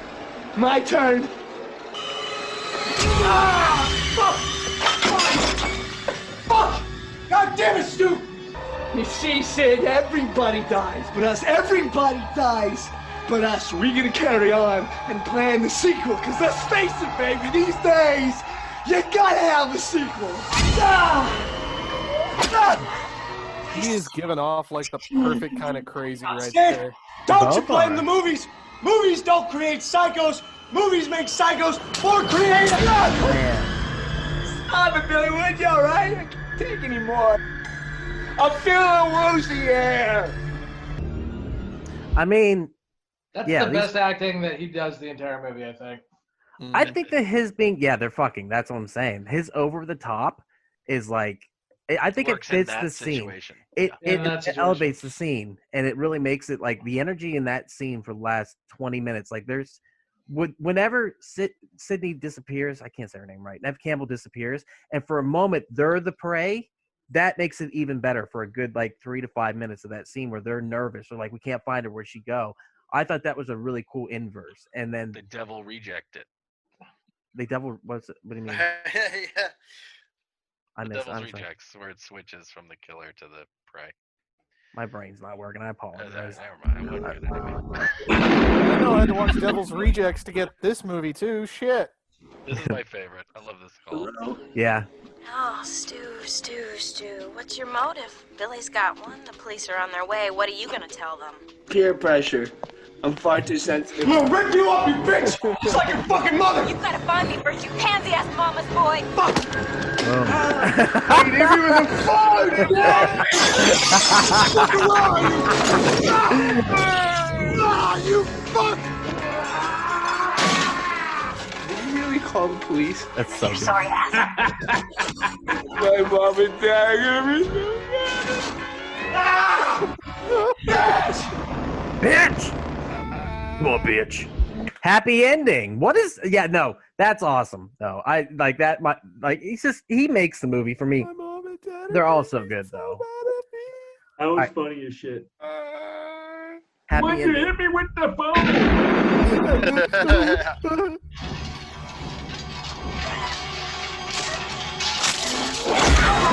Oh, it looks like it hurts so bad. I always had a thing for you, Sid! In your dreams.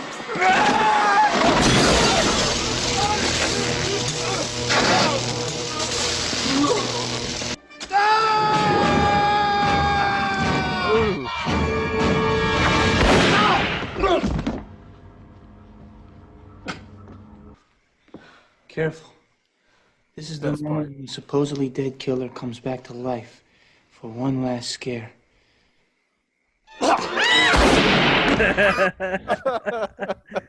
Boom.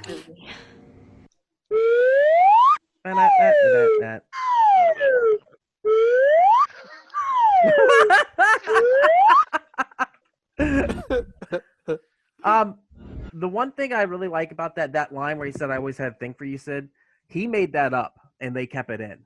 So that was not in the script at all. He just said that. Whatever that fucking means, who knows? But like, I always thought it felt like it was a little weird because like no point in the movie did you hint that you liked her.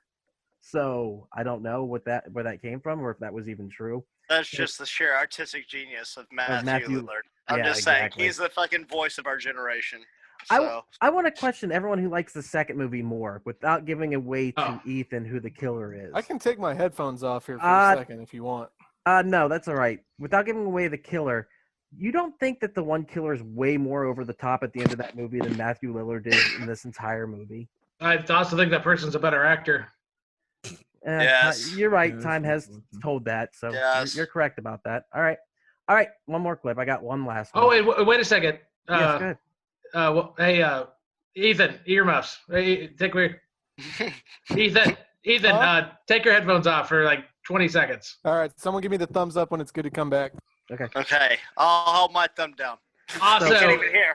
Dude, Timothy Oliphant and Laurie Metcalf, they were fucking amazing as the killers in that one. Metcalf's pretty good. I agree. I'll give you that. I think Timothy. I think he's fantastic. I think he's over the top.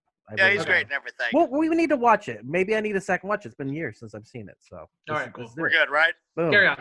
All right, one last clip. This is it, guys. I promise. But I like this a lot. I thought this was really cool at the end. What they did because, like, Will It all got began with a earlier, scream over 911 and ended in a bloodbath that has rocked the town of Woodsboro. All played out here in this peaceful farmhouse, far from the crimes and the sirens of the larger cities that its residents have fled. Okay, let's take it back. Come on, move it. This is my big shot. Oh, you have to have it to get to the scare. So I'm trying to build suspense. I'm sorry. What? The suspense right here. That.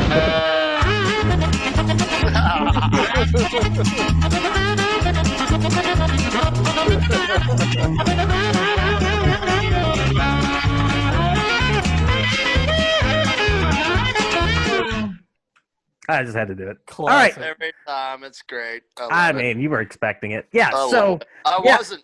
This is a fantastic every time. long cast, guys. I know I'm tired. I know you guys are kind of feeling it too. So I appreciate you guys checking it out today. Thank you so much for checking us out here on Twitch. What? What? Oh, man. Oh, yeah. The Every thing. fucking time.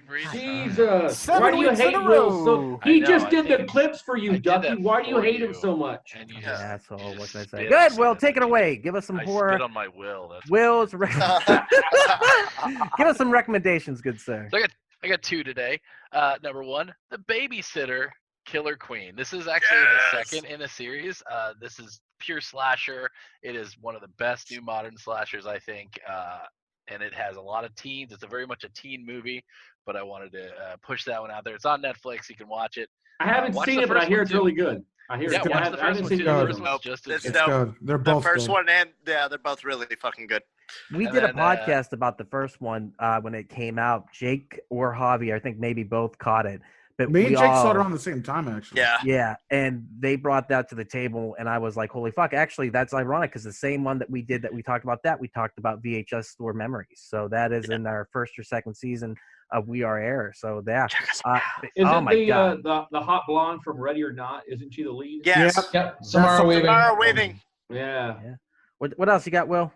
The next one has nothing to do with Scream or anything. I just really love this movie. It's called One Cut of the Dead. It's on Shudder. I think it's a Shudder exclusive. Essentially, it is a horror comedy movie, and I do not want to spoil it, but they're making a movie about zombies, and then zombies come into the movie. There is so much more than that, though. It sounds like just a plain trope, but this movie really takes a lot of turns. It has you question everything. It answers all the questions. It is a foreign flick, so it's all subtitles. If you're not a reader, you're not going to dig it. But just And want who's to got sound playing in the background? Y'all hear that? It's you, I think. Yeah, that's all right. Sorry, Will. Sorry. Go ahead. No, it's good. But that's it. One Cut of the Dead. Highly recommend it. It is nice. I will say that it leans more comedy than horror. So if you're going in looking for like a horror genre movie, you're not going to quite get that because it's definitely more Shaun of the Dead than Dawn of the Dead. Nice. Nice All right. one, Will. There you go. All right, David. Where can the people find you? The comedy and the creations. I'm not doing any comedy until we have a vaccine, so just creepy stuff. Children of Dave on Instagram and Stop Motion Nightmares on Facebook. Right on. Anyone else working on anything right now that they want to pimp? Pimpalicious? All right. Well, we'll pimp the podcast then. So me, Jake, and Javi, we do We Are Air. That's movies, entertainment, whatever the fuck you want to, or whatever the fuck we want to talk about. I apologize. I'm tired. We just did 2 the other day, which were hysteric. Well, the first one was really fun. We did Weird News number 5. The second one, we did Paranormal Cast 3, Existential Cast. So You hopefully actually those got are awesome. Javi to do Paranormal Cast 3? We did what we usually do.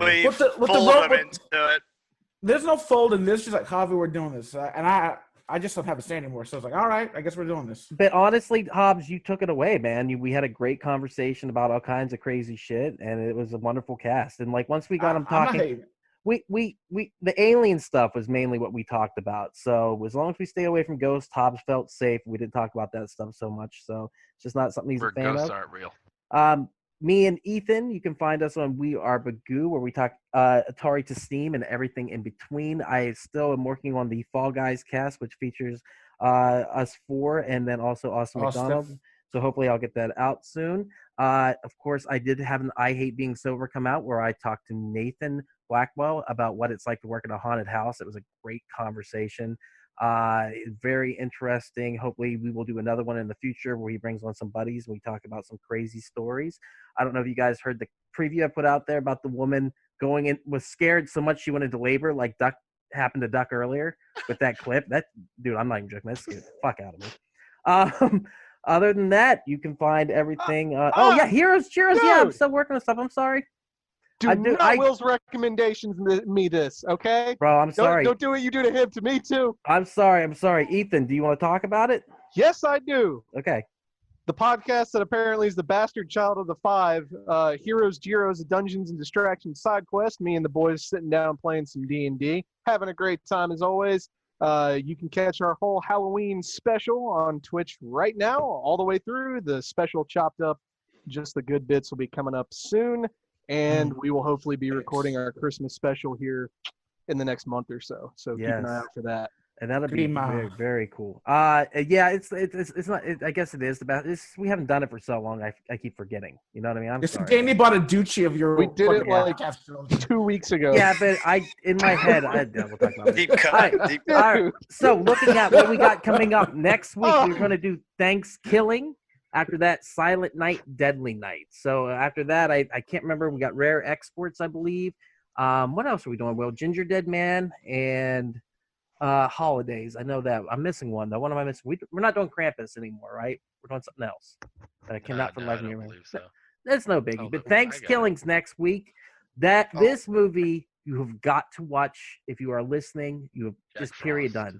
It is ridiculous. Where is it? Where can I watch it? We'll get it for you. Don't worry. We'll get you a copy. But what you're looking at is, if anyone else wants to find it, just look up Thanksgiving. This is a cult classic film. It is, for those who know about it, they will talk nothing but like greatness about it because it's the best, one of the best, worst movies I've ever seen in my life. It's just that much fun. And hopefully you guys feel the same way after you watch it. But it's not a good movie. I will say that right now. But Thanksgiving is on Amazon Prime for free if you want to. Oh, okay. Thanks, Amazon Prime. But it's a great bad movie. Is this the kind of thing like what Javi said? You should watch it. You're not going to enjoy it, but you should watch it. Yes. But the thing is, you will enjoy it. You'll come back around. It's one of those ones where you're just like, holy shit, what the fuck did I just watch? So other than that. Is this Garbage Day? Garbage Day? No, it's not, but it's kind of in the same vein of that. But even worse, man. I'm pretty sure this film, I don't know how they filmed it, to be honest with you. You'll see. It's great. Oh my god. Yeah. Camp/Horrorcast. We're going to be here every Monday at 8 p.m. Central Time, bringing you all kinds of different horror movies. Check us out on our social medias, Twitter, Facebook, and Instagram at /WeArePodcast. Will has the Discord up and going. Of course, you can click in the description of this, and you can actually go and join our Discord, which is building. He throws memes, he throws the clips, he throws everything in there. Come suggest movies you want us to watch, too. Throw them in the Discord. We'll add them to the list and kind of see what we can do. Yeah. So come on, hang out with us. And then we're going to get to our sequels, hopefully, after that, too. I'm really interested in watching Scream 2 and seeing what everyone says about it. But eventually, we'll get to doing all of our sequels, so that'd be very cool. Guys, anything else? No? I think we're good. Well, with that said, we're all corn syrup with red dye, number 5. That's how we're going to go out right now on that. Hopefully, we'll come up with a tagline for everything else. Thank you so much for listening to this. We appreciate it. And share with your friends. Thank you. Yep. Bye. And there it is. Thank you again so much for checking out the podcast today. If you enjoyed it, head over to your favorite podcast app, Spotify, Stitcher, Podbean, and iTunes, and give We Are Podcast Network a like. And since this is Camp/Horrorcast, if you want to check us out live, we will be on Twitch and YouTube every Monday at 8 p.m. Central Time. You can find us at twitch.tv/We Are Podcast Network and youtube.com/We Are Podcast Network. And if you've enjoyed this podcast, you're going to love the other podcasts here on the We Are Podcast Network. We have We Are Air, where we talk movies, entertainment, whatever the fuck we want to talk about. That's me, that's Jake, and that's Javi. We're breaking down that pop culture, and we're having so much fun. And don't forget to check out We Are Bagu, a video game podcast, where we talk Atari to Steam and everything in between. That's me and Dr. Ethan Eastwood breaking down all that video game lore, Heroes, Gyros, a Dungeons and Distractions side quest. Me and the boys were playing some D&D. You can start that one from Season 1, Episode 1. It's a blast the whole way through. And I Hate Being Sober. Personal stories from epic people. I sit down with some of my favorite people of all time. We talk about their trials, their tribulations, and their journey this far. Also, check the links in the description for our social media. You can find us at Facebook, Instagram, and Twitter at /We Are Podcast Network. With that said, hopefully we see you in the live stream.